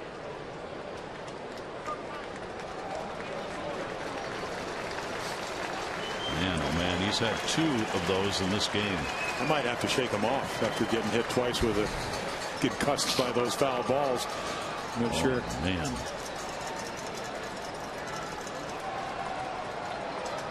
He'll go back. Roberts off second. Markakis off first. Adam Jones with the outfield deep straightaway. Up high with a heater. 0-2. Now, you could teach mechanics and all that stuff, and McGee's got good ones, but you can't teach 98. And again, the illusion that the ball is probably hittable, but again, the movement and the velocity, tough to handle.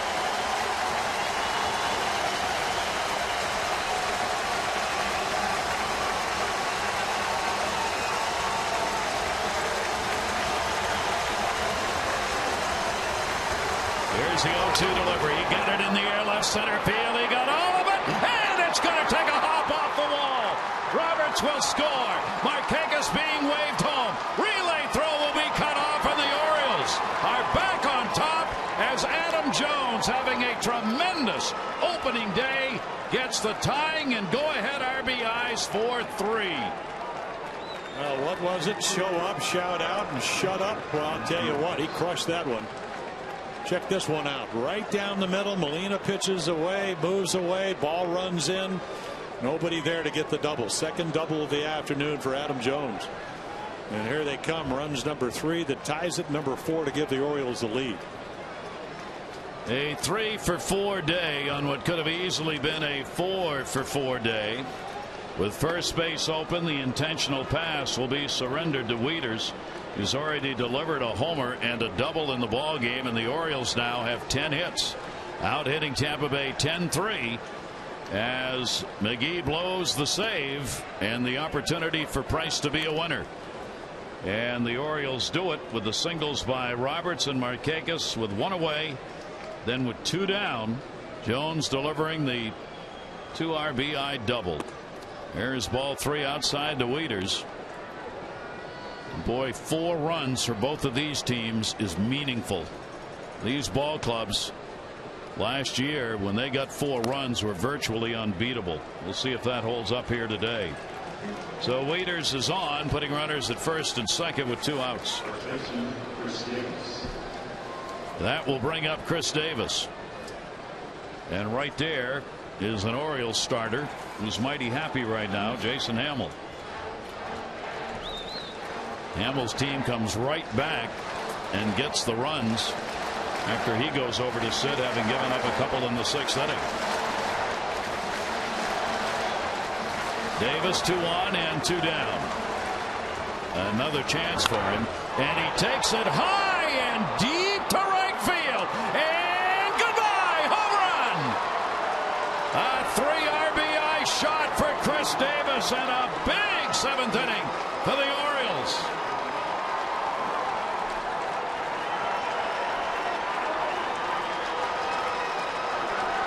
He makes the Rays pay for the decision to intentionally walk. Matt Wieters in front of him and gives the Orioles a 7-3 lead. Yeah, you try to match up, and you know, again, the guy in a year where the Orioles hit 214 home runs that led the club just clobbered a 3-run shot. And if you're Joe Madden, who's coming to the mound, you kind of watch the way the hitters react. You figure McGee has it in hand, and then all of a sudden double 3-run home run and you trail by 4. What an inning for the Orioles. A comeback 7th inning. They chase McGee out of the ball game. The Orioles now with 7 runs on 11 hits. Davis and Jones celebrating, and the Orioles give themselves a little breathing room in this tight ball game.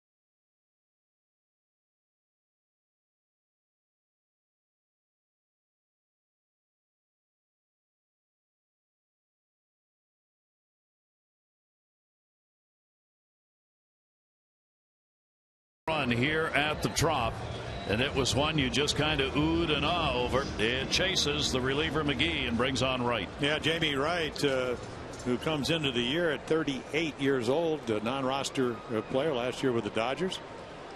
Well, he's been around a long time. I've tried to count 11 ball clubs in those 18 seasons. Sinker baller. Did not have a good spring, and of course, in reading some of the quotes from some of the papers, said I usually be able to figure it out when the bell rings. Bell's ringing. Yeah, it is. Here's Hardy, a double, 1 for 3 in the ball game. The Orioles with a 5-run 4-hit attack in 2/3 of an inning against McGee here in the 7th, highlighted by the Chris Davis home run. He only has a 190 batting average here in this ballpark, but he's got 3 homers. And did he crush that one? Did he ever?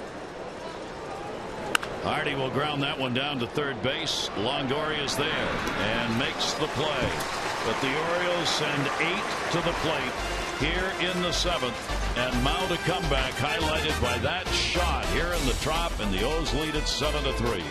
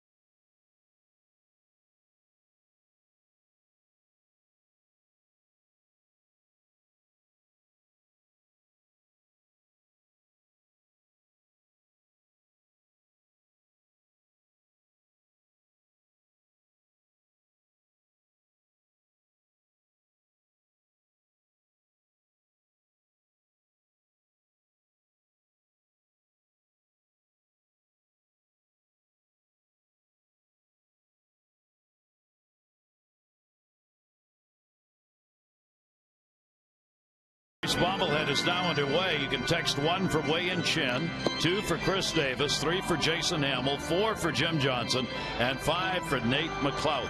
It's 31826 for texting. Voting is unlimited. Standard text message rates apply. One fan who texts their vote will receive tickets and an on-field appearance for the September 29 bobblehead game.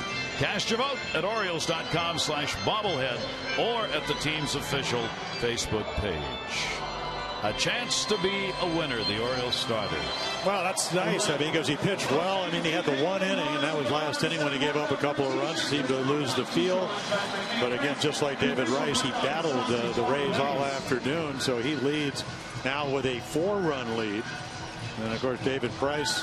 And there's Patton. He comes in 54 games. That was his first full year, even though he had the ankle injury. Missed some time in August. So again, he can get lefties and righties out. He can pitch more than 1 innings. So there you go. And you look at that, 212, 219. Doesn't matter which side of the plate you swing from. So Patton now with a little cushion here with a 7-3 lead. We especially want to send out our best wishes to Monica Barlow, who's in charge of public relations for the Orioles, their PR leader, and she's back home missing this opener. We're thinking of you. Send our best and all our love to you, and look forward to seeing you when the Orioles get back home. Yeah, one of the great late ladies of the Orioles, and get her text, and I can know that I'm going to be calling somebody. Looking forward to seeing her over the weekend. Yep. Yeah. Ryan Roberts will come on as the pinch hitter. Roberts for Joyce as we go to the bottom half of the 7th inning. Troy Patton, the left-hander, on. There are the numbers from last season. Another one of the players in and out of the lineup. And Patton will put it in for a strike, and the count will go to 1-1. Yeah, Ryan Roberts yesterday. Alex Cobb is going to be one of their starters. Simulated games. Actually had some great at bats. So the intensity has to stay the same. Good fastball. First one at 85, next 2 at 90. One thing about Troy Patton, he's got a good changeup. He has a nice breaking ball. There's a little bit of deception, so 90 maybe looks a little bit harder than it really is. And Again, he just last year he just proved he can get both righties and lefties out. Here's the 1-2 delivery on the way, and that one is off the end of the bat foul. Roberts hit .231 against the left-handers last year. Not much difference, .237 off righties. Just trying to find a little pop now is Joe Madden to get things going here in the bottom of the 7th inning. Escobar and Loney due up. Patton's delivery to him, and that's going to be foul back. And the count will stay at a ball and 2 strikes. So now we get to see the Orioles bullpen going to work after putting together that fantastic season last year with the 3rd most innings pitched in the American League and the 3rd best ERA. 3.0 was the ERA for the Orioles. Not that far off from that 2.88 mark that Tampa Bay had, which was number 1. Their bullpen, when we talk about the Orioles, it was special. I mean, they really did a wonderful job to get to Jim Johnson, who had 51 saves. And that's going to be a broken bat base hit into center field. So Roberts, as a pinch hitter, delivers a leadoff single here in the 7th inning. Time to text in your vote for the AT&T Player of the Game. Here are the candidates. Chris Davis with that big 3 RBI homer. Matt Wieters, who's had a 2-run homer and a couple of hits in the ball game. And Adam Jones, who's had 3 hits and 2 RBIs and 2 runs scored. Text in your vote, A, B, or C, 31826. Yeah, so you need to get 9 outs with a 4-run lead, and you know the Rays aren't going to go away. They're used to winning. And now Escobar now at the plate. Escobar with Darren O'Day warming up in the bullpen. Escobar against the lefties hit .258 last year. .251 off right-handers. The new shortstop for the Rays. Roberts at first, drawing attention from Patton on the throw over. Well, Escobar is only 30, and Kelly Johnson saying that sometimes, again, chronologically you're 30, maybe emotionally you're a little bit younger, so he loses focus. But he's a talented guy, and apparently his work ethic, Joe Madden was talking about, is terrific. Patton will get the fastball on the inside corner. So if they can get him to focus, it could be an upgrade at shortstop, because Zobrist had to play short the last couple of months. Did a nice job, but you can move him everywhere else. Any position that Joe Madden can solidify defensively just helps in giving some regularity to the starters. That ball into right center field. Jones. Escobar is retired. 1 away here in the 7th. Roberts will go back to first base. Great to have you with us for this opening day as the Orioles and Rays have a 3-game set here. We will be back with you for the lone night game in this 3-game set tomorrow night. Wei-Yin Chen goes against Jeremy Hellickson.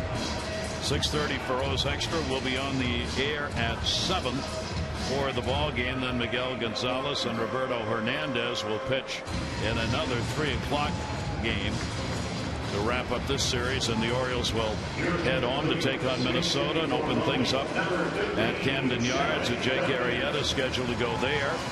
Chris Tillman, of course, started the season on the DL. He is, however, a member of the starting rotation and would be eligible to pitch in the 2nd game on April 6 against the Twins.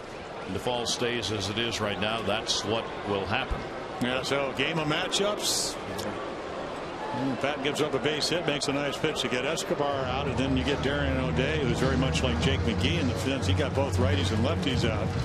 And they send up Duncan, who had a great spring, 5 home runs. But again, if you want to match up, and what did Buck tell you? A game today is as important as one in October. Especially in this American League East, you better believe it. My only prediction, I was talking with Jim before the game, my only prediction, I hate predictions, but the first team in the East to go 10 games above 500, whenever that happens, will win the American League East. You want to put money on that? Absolutely not.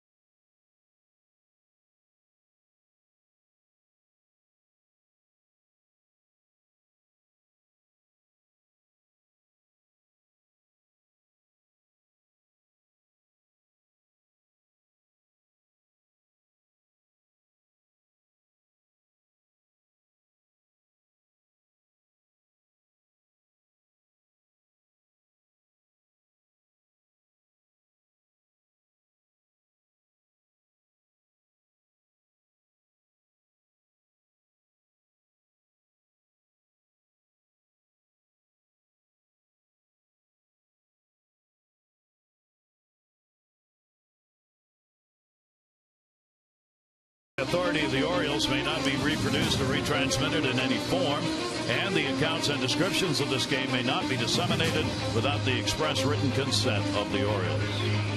Barry Thorne and Jim Palmer in this opening day here in St. Pete, and here's Darren O'Day. Well, they inked a 2-year extension. Boy, what a great job he did. Again, this is Buck Showalter coming out of Texas. Dan Duquette, look around, had a hip problem in 2011. Last year he got right back to what he did for the Rangers. It's just he can get anybody out. ERA his last 2 years with Texas right around 2 runs a game. And Shelley Duncan is the pinch hitter. Duncan coming on for Loney, who had an 0 for 2. Shelley Duncan was one of the last 2 to make the team. In fact, we've seen the other one, and that was Wright. Jamie Wright and Shelley Duncan on the last day were told they had made the ball club. Duncan gets on because Luke Scott's on the DL. Takes it in the air to right field, not deep. Markakis, he's got it. Duncan is retired. Yeah, Duncan was on his way to Durham, the AAA affiliate, and then they told him Luke Scott's going on the DL. He had to go to Camp Bow Wow, pick up his dog. That was the only reason he wouldn't have been up the coast driving to North Carolina. So he just kind of stayed, picked up the dog, and he's with the Rays. He'll play tomorrow against Jen. And Camp Bow Wow. Yeah, Camp Bow Wow. There are 2 down. You know he's married. Oh, cruel. Here's Jose Molina. Not that we've ever been in Camp Bow Wow. No, not that I've ever been married. And there are. Yeah, right. We got that right. But that's just like the 10 games over 500 in its done season. Same thing? Yeah. Oh. Apparently. 1 strikeout, 2 away. Molina has grounded out and popped out O'Day with the runner at first base and Ryan Roberts. And swing and a miss, and Molina turns around to John Hirschbeck, the home-plate umpire. I think just mumbling. Wasn't any particular question he wanted to ask. Not only have I been hit in the mask twice by foul balls going about 125 miles per hour, and now you bring in Darren O'Day. Watch him bend at the waist. It's all about spine angle. And a swing and a miss. The angle was good. The result was better. O'Day gets the strikeout. No runs, 1 hit, no errors, 1 left. 7 complete here at the Trop.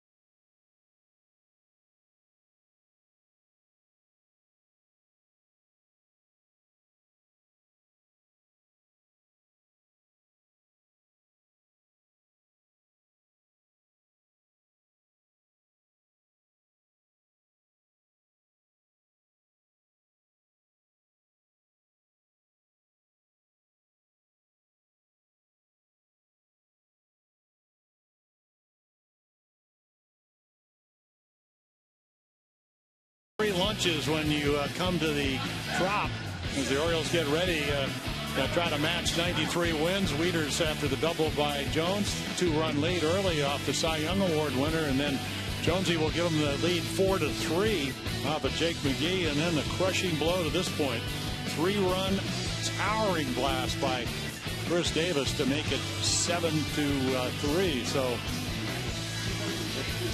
there you are. 6 base hits, 4 doubles, and 2 home runs. How about this? And we were talking about this before the game. You know what? I'm looking at those numbers last night. I'm going, no, tell me that didn't really happen. But it did. And yet the Orioles won 4 games. They were 4-5 here, 6-4 at home, and only 16 runs scored, and they still managed to win 4 games here. So when you put 7 on the board, you've had a big offensive afternoon, and they've had some really good, considering the pitching, really good at bats this afternoon. Wright stays on the mound, and Nolan Reimold stands in. We go to the 8th inning. Reimold, the only Oriole not to hit in the 7th. He's had a single.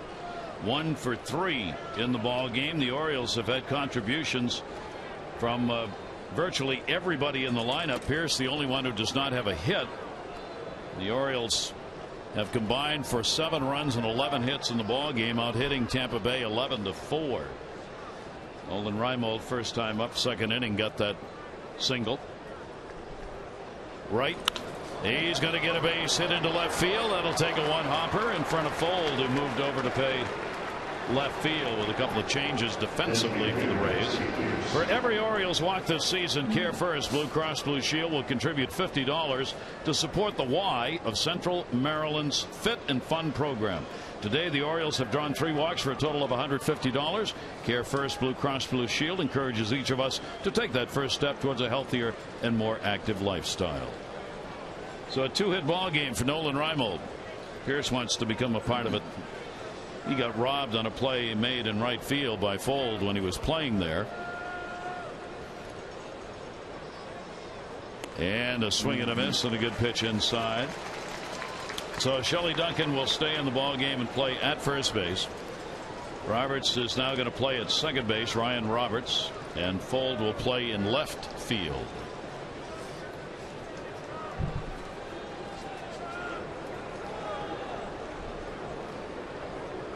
Runner goes. Hit and run is on. Ball hit in the air to right center field and deep. Back on the warning track. It'll be hauled in by Jennings. Yeah, now Nolan Reimold was so far down the line on that run and hit that he went back around second base and had to come back and touch it. But again, if the ball falls, Jennings got there pretty easily, but hit a long way. He probably would have scored easily. Yeah. Well, again, you know, you're going to go a little more than halfway right there. Again, it's hard to pick the ball up here because of the roof. Right there he does, retraces his step, and then easily back to first base. So 1 away. And here is Brian Roberts. Roberts with a single. He scored in the 7th inning. He started it out with a base hit. And the pitch taken for a strike. He has grounded out a couple of times. 1 for 3 on the return of Brian Roberts to the lineup for the Orioles. He's taking a look down at third. Bobby Dickerson, of course, is the new third base coach for the Orioles this season. Looking forward to the year at third with the O's. Yeah, 20 years in the minor leagues. So that ball's going to bloop into right center field, and that's a base hit. Reimold will get down to second base. Roberts has a 2-hit ball game, and the Orioles have 2 on here in the 8th inning. And also added late, Einar Diaz has joined the club as an additional coach. Major League Baseball has increased the allowable number of coaches to 7, and Diaz was a player with Texas when Buck Showalter was manager there. Diaz is going to work everywhere. He'll work in the dugout, the bullpen, video room. Most importantly, he'll throw batting practice. Yeah, he'll help Jim Presley, the hitting instructor, and again, it's just another way to try to get your players to be a little bit better, and batting practice is such an important part of that. It's really people have to remember that the day in day out work schedule for coaches is really tough. I mean, throwing batting practice every day when you can, the coaches do, and then you got to hit fungos and you're out doing some instructing all the time. I mean, they're long days and there's a lot of physical work that has to be done. Here's Nick Markakis, first and second. You need young broadcasters like Mike Bordet to be able to shoulder the load. Carry the load. Get it? That's shoulder the load. Shoulder the load. Oh, Lordy. Hey, it's opening day. We're still working on our ad-libs. Reimold at first base and Roberts on at first. 13 hits for the Orioles. Laid on a fastball from right. Markakis, a single, scored in the 7th inning when the Orioles got 5 runs on 4 hits. Jake McGee giving him up. And he's the pitcher of record right now, along with Hamill. Both starters were given a chance by their teams to be winners in this game. But right now it's Jason Hamill who's got the opportunity. That one to left field, hit hard, full back. He's got it. Runners halfway will return. It was a low line drive. Follow the Orioles with MLB.com at bat for your iPhone, iPad, Android. Get spring training scores, stats, highlights, live audio, and more. Text at bat 31826 or go to Orioles.com for details on the regular season now underway here today. So 2 down, runners remain at first and second base. That'll bring up Manny Machado. Machado is singled 1 for 4. But for some fine defensive plays made in the game, especially by Longoria, the Orioles could easily have 3 or 4 more hits and a couple more runs on the board.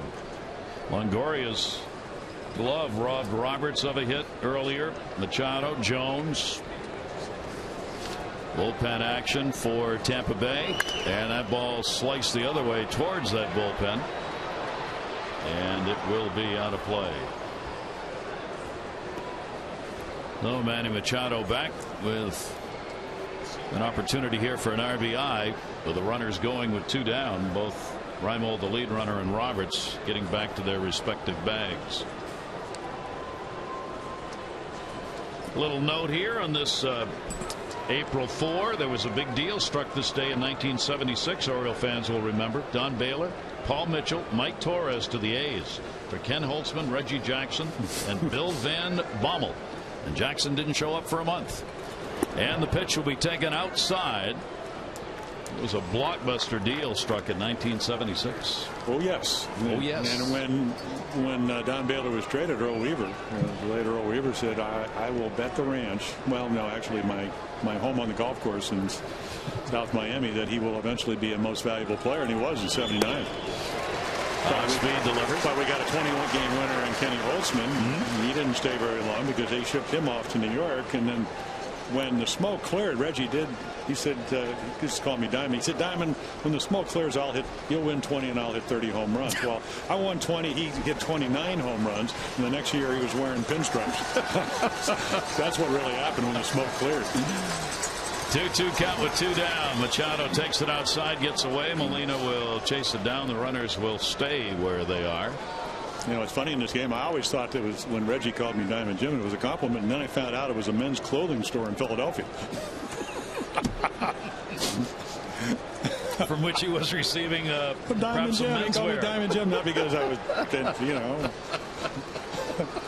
any good. It was just because when he grew up in Philadelphia, that's apparently I think that's where his dad shot.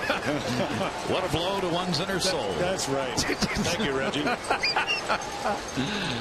3-2 away. Orioles trying to add to this 7-3 lead. Right with the 3-2 again. Runners go, and it's foul back again. Yeah, good movement, Jamie Wright. Going to be very interesting. Again, Manny Machado is going to turn 21. I'm going to pound him inside. That's what you do with young hitters, and then you figure you get him looking there, and then you throw him the breaking balls. That's why it was so important. Everybody I talked to, or the advanced scouts, said they were very impressed the way, again, stayed inside the ball. He used the whole ballpark. Didn't try to hit home runs in spring training. Easy to do that in Sarasota. Anything in the air to left field is going to go out. 3-2, runners go. The ball bounces away, ball 4, and Raimo will stay at third.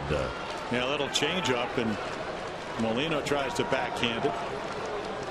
Again, the little things in the game. Nolan Reimold, he's running on the 3-2 pitch with 2 outs, and he's thinking about scoring. See, there you go. You can see him at the top of the screen, and right here, he's coming around third in case it gets away, but Molina on it very quickly. Well, Adam Jones has had a day, and now he gets an opportunity to put an exclamation point on it. Bases are loaded here in the 8th inning with 2 down.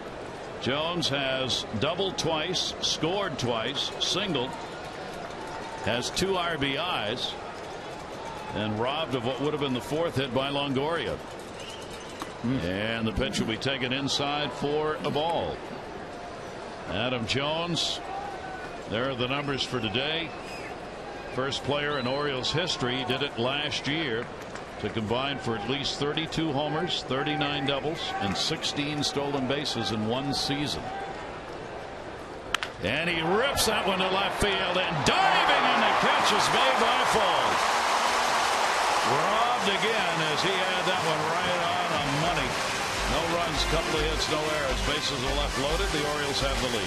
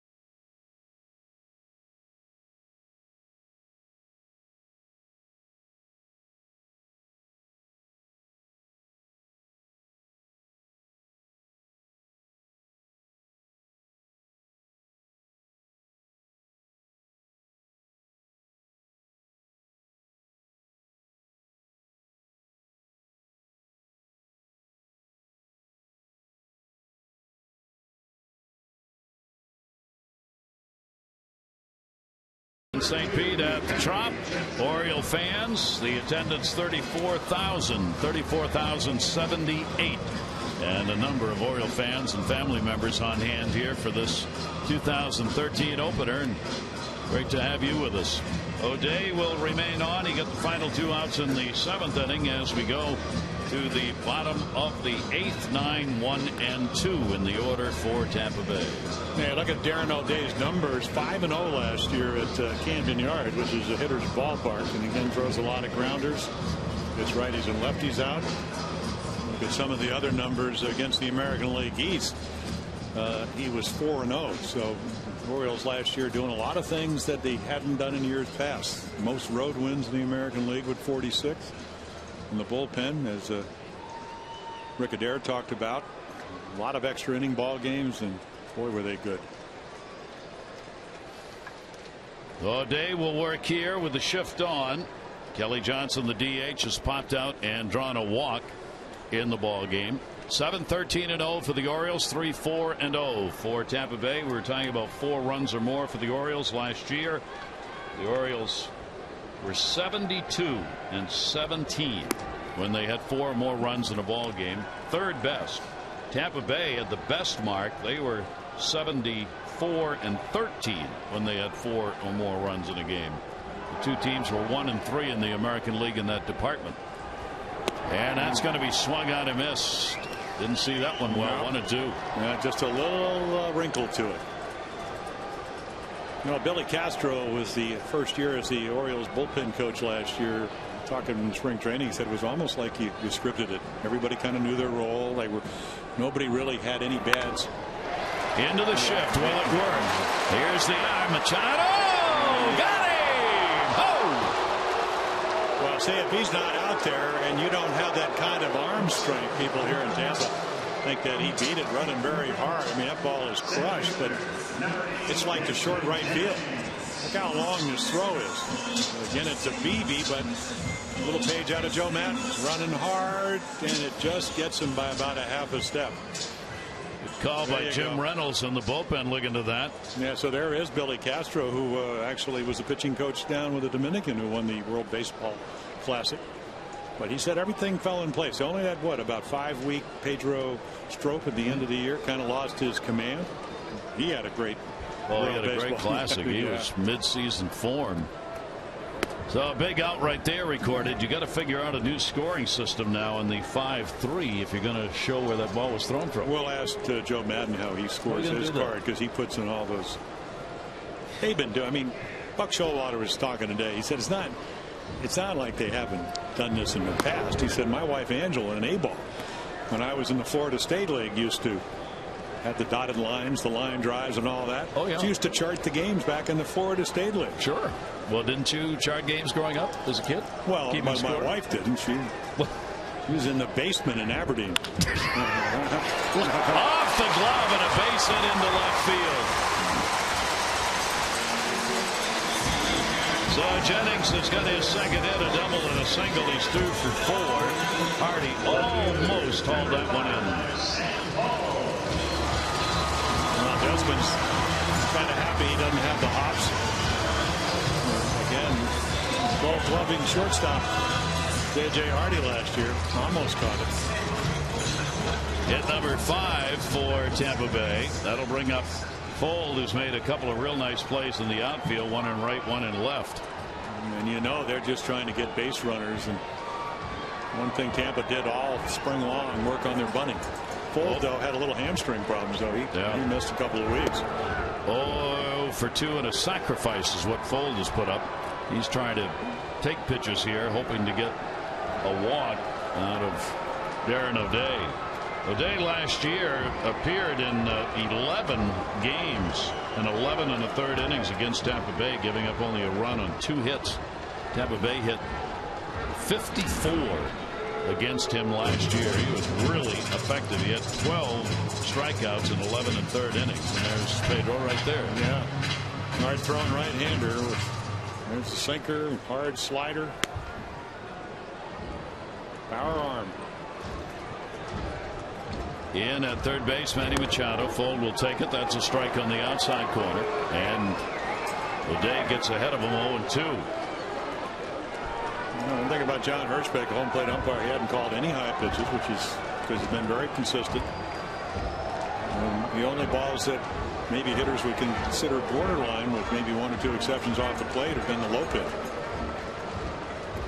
0-2, runner on first base, a little bit further outside and a little too far. And the count is a ball and 2 strikes. O'Day on as the starter Jason Hamill worked 6, giving up 3 runs, 3 hits, a walk, and 2 strikeouts. Troy Patton went a third of an inning, gave up 1 hit. O'Day came on for him. 1 ball, 2 strike count.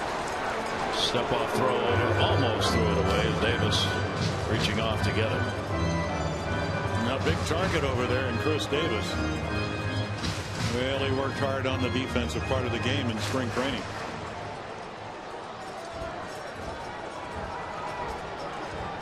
Fold with an 0 for 3 off O'Day, and the only times he's faced him. 1-2 delivery. O'Day will go outside again, and the count is 2 balls and 2 strikes.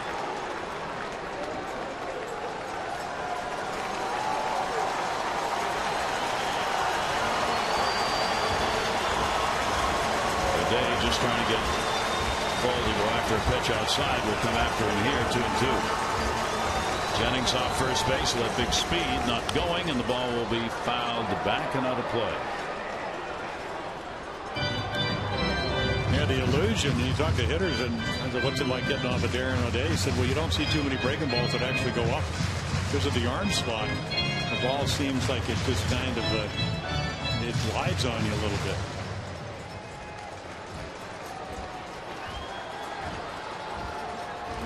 Again, the arm angle has a lot to do with bending at the waist. It kind of drops your arm almost like it's rushing the pitching mound. Runner goes 2-2 outside. Throw down Wieters, a 1-hopper. He's going to get away. And Jennings will move up to third base. So a stolen base and an error on the throw. Put a runner at third with a 3-2 count. So now 32 steals out of the last 34 attempts for Desmond Jennings. And Matt Wieters rushes the throw, doesn't make a good throw, no chance to throw him out. And you can see right there, I mean, quick throw, strong arm.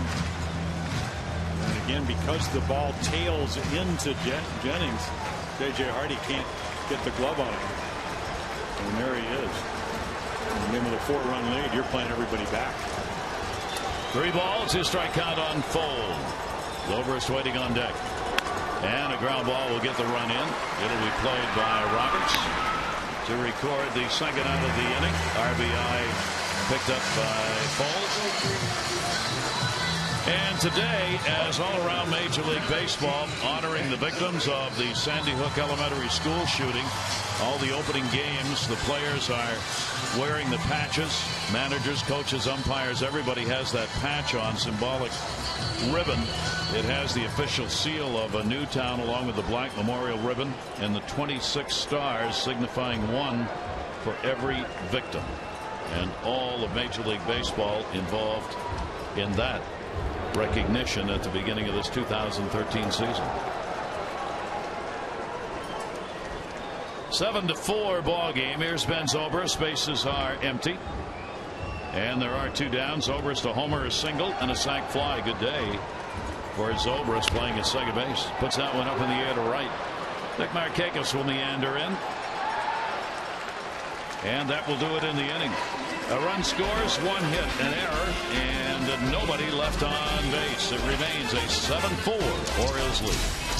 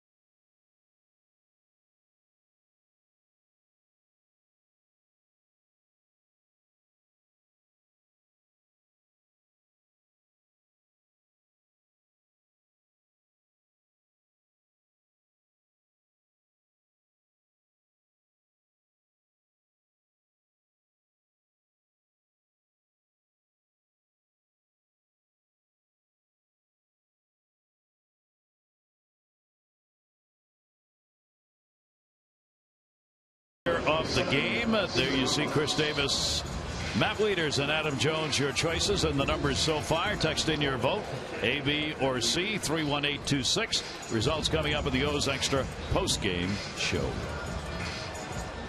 There is and Jones. A couple of more RBIs if that screaming line drive wasn't snared right before it hit the turf. Cesar Ramos out of Mexico pitched in the World Baseball Classic. So that's what he did last year in 17 games, couple of starts. And you can see again getting lefties and righties out. Picked up in the deal with San Diego. He will come on to work here. Came over to the ball club in 2011. Pitches outside for a ball. Ramos, 28 years old, facing Matt Wieters. Wieters, big day for him. 2 RBI homer in the first inning, a double, 2 walks, 1 intentional. He has scored 2 runs in the ball game. Orioles have had some big offensive days. The Jones with that 3 for 5, 2 RBIs. Wieters the big day, the big 3-run homer picked up by Davis. And there is Chris waiting on deck. Ramos, 1 ball, 1 strike count on Wieters. And the fastball is in there at the knees. Isn't it kind of amazing when you watch this game early on, other than the Wieters 2-run home run, weren't hitting with runners in scoring position. Leadoff doubles couldn't get him over, and then all of a sudden you do get the double by Adam Jones in a 5-run inning and the 3-run bomb by Chris Davis, and everything looks pretty rosy. Big hits. I mean, the Orioles did come through. The numbers overall, runners in scoring position, might not look that great, but they got them when they needed them. And we talked about it before the game. One of the things, the home runs they hit last year, being the second most in the American League, you had to get guys on base to make them something other than solo homers. Well, that's exactly what they've done in this ball game. 5 RBIs on home runs. What about 47% of the there we go again. Longoria, another one hopper, and again gets the out. He has had a season's worth of glove plays at third base in this ball game. Well, again, he gets to it, knocks it down. When you play third, you can see that's the third 1-hop or 2-hop throw he's made from his knees. Gold Glover. So there's another big out recorded, and here is Chris Davis. Davis, the home run came in the 7th inning that will be replayed throughout tonight and tomorrow as he really walloped one, and the pitch will be taken down low for a ball. How about the Clayton Kershaw home run in Dodger Stadium in the 8th inning in a 0-0 ball game, and then he pitches a 2-0 shutout. Say, wait, he's a pitcher. First one ever. Yeah. Ground ball. That's against the shift. Backhanded. And just got him. Nice play by Ryan Roberts. Orioles baseball on Masson is brought to you by Southwest Airlines, by Ocean City. Visit Ocean City, Maryland for Springfest May 2nd through 5th. Find out more at oceancity.com. And by PNC Bank, for the achiever in you. So outside, all that beautiful sunshine today, and inside for the Orioles, some beautiful baseball with a 7-4 lead, 2 down. Generally, when you have this many fine defensive plays made by a ball club, they're going to be on top in the game. But today, not so for Tampa Bay. They've denied the Orioles a lot of chances. Longoria with a great work at third. The Orioles still have been able to put up 7 runs on 13 hits. J.J. Hardy will take the pitch outside on a floater. He has had a double, a 1-for-4 ball game. And you go over to Cincinnati. How about the Angels? Struck out 17 times in 13 innings, and they win 3-1 in the 13th. There are going to be some strikeouts in that lineup. There are going to be some home runs. Yeah. Pujols, Trout, Hamilton 1-for-14 with a single. And a foul ball caught in foul territory by Molina. But they win. But they win.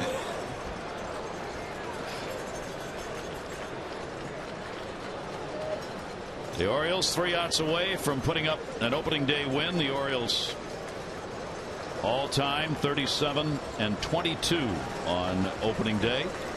Here at the Trop, they are 1-1, and a chance to improve on those 2 numbers. Hardy will take another bouncer. Molina's been eaten up here in this game behind the plate. He'll be happy he's not catching tomorrow, no matter how much he wants to play. 2-2.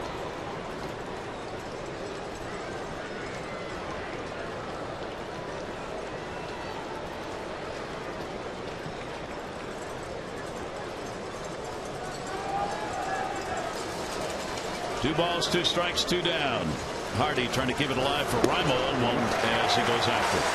Ramos will get the strikeout, retiring the side in order. Longoria will lead it off. Roberts and Escobar will be due up. Jim Johnson, the closer.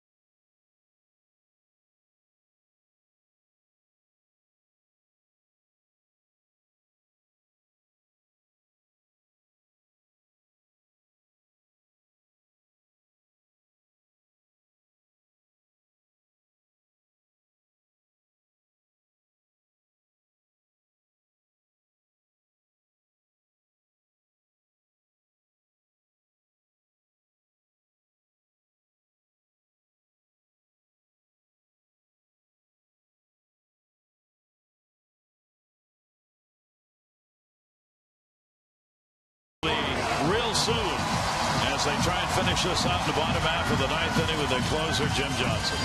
Well, there you go. Fast as ever for the Orioles to 30 saves. 51 out of 54. Again, not a lot of strikeouts because he throws a lot of grounders, but certainly has the capability if he needs a strikeout to do it.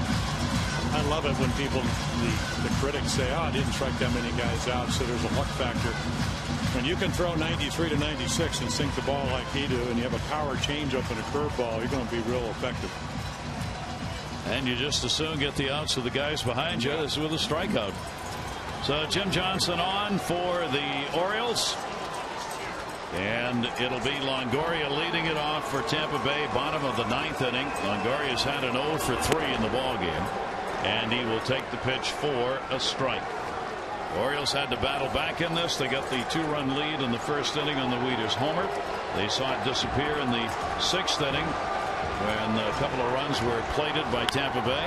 That ball out into left field is going to fall in for a base hit. Played in by Reimold, and Longoria's got his first hit of the new season, a leadoff single in the ninth. Yeah, great high ball hitter. So Jimmy would like to get the ball down in the zone.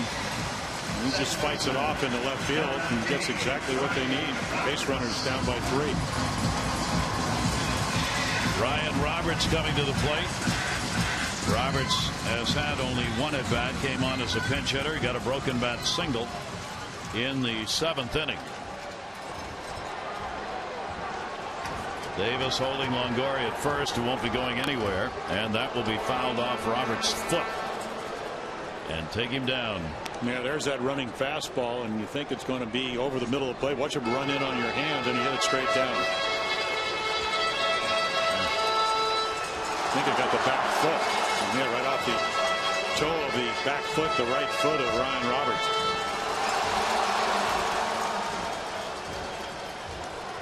So he'll take a moment to walk that one off. For Jim Johnson, the Orioles closer last year, he ended up in 10 games against this team. Had an opponent batting average of only 156 against him by Tampa Bay last year. And that pitch is in there for a strike. Johnson gave up no runs, 5 hits and 9 and 2/3 innings against Tampa Bay.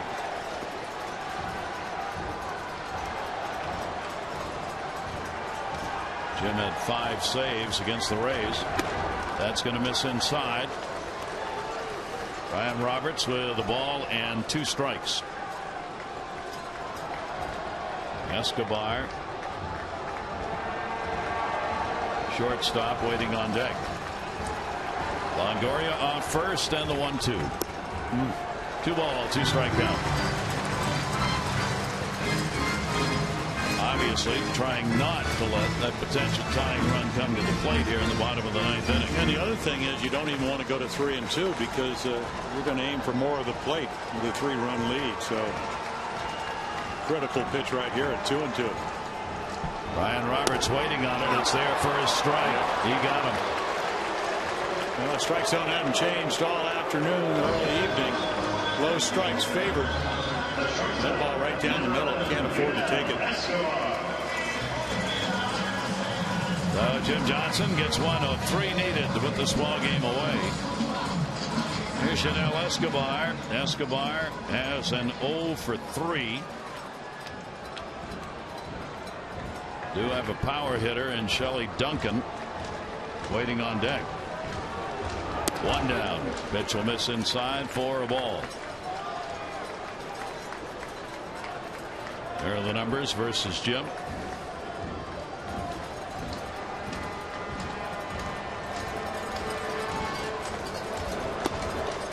Inside with it. And a 2-0 count.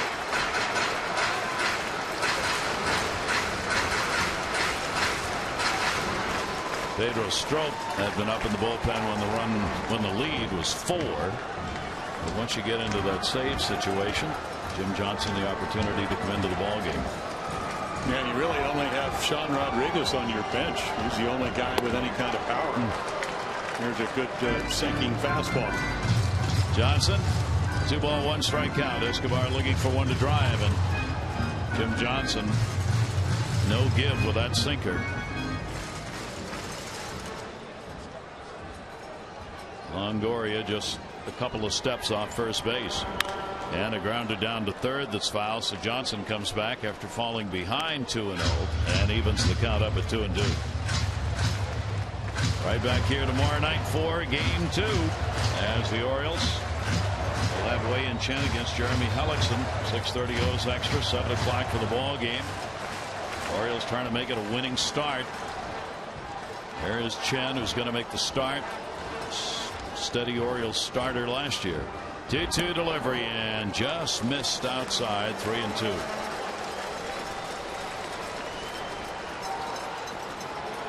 Orioles had a great road record last year. Jim was talking about earlier with those 46 wins, 46 and 35.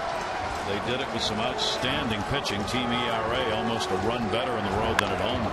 Ground ball, it'll go to Hardy at short. There's Roberts, one relay, and they turn the double play. And the Orioles have opened up their new season with an impressive 7-4 win against Tampa Bay. Jason Hamill will get the win. Johnson will pick up his first save. McGee will take the loss as he came out of the bullpen and got hit up in the 7th inning for 5 runs on 4 hits, and the Orioles with a comeback win by a score of 7-4, and some very big offensive days. Jones and Davis, both a big part of it. Hope you'll join us again tomorrow. Game 2 of this 3-game set against the Rays. Wei Chen and Jeremy Hellickson are the scheduled starters. Our coverage will begin at 6:30 on MASN 2 HD with O's Extra, presented by Jeep, followed by our game coverage at 7. For Jim Palmer and all of our crew here in St. Pete, we bid you goodbye from Tropicana Field, where the Orioles open it up with a 7-4 win. This has been a MASN presentation. Jim and Rick, O's Extra, presented by Dodge. Coming up right now, Ado.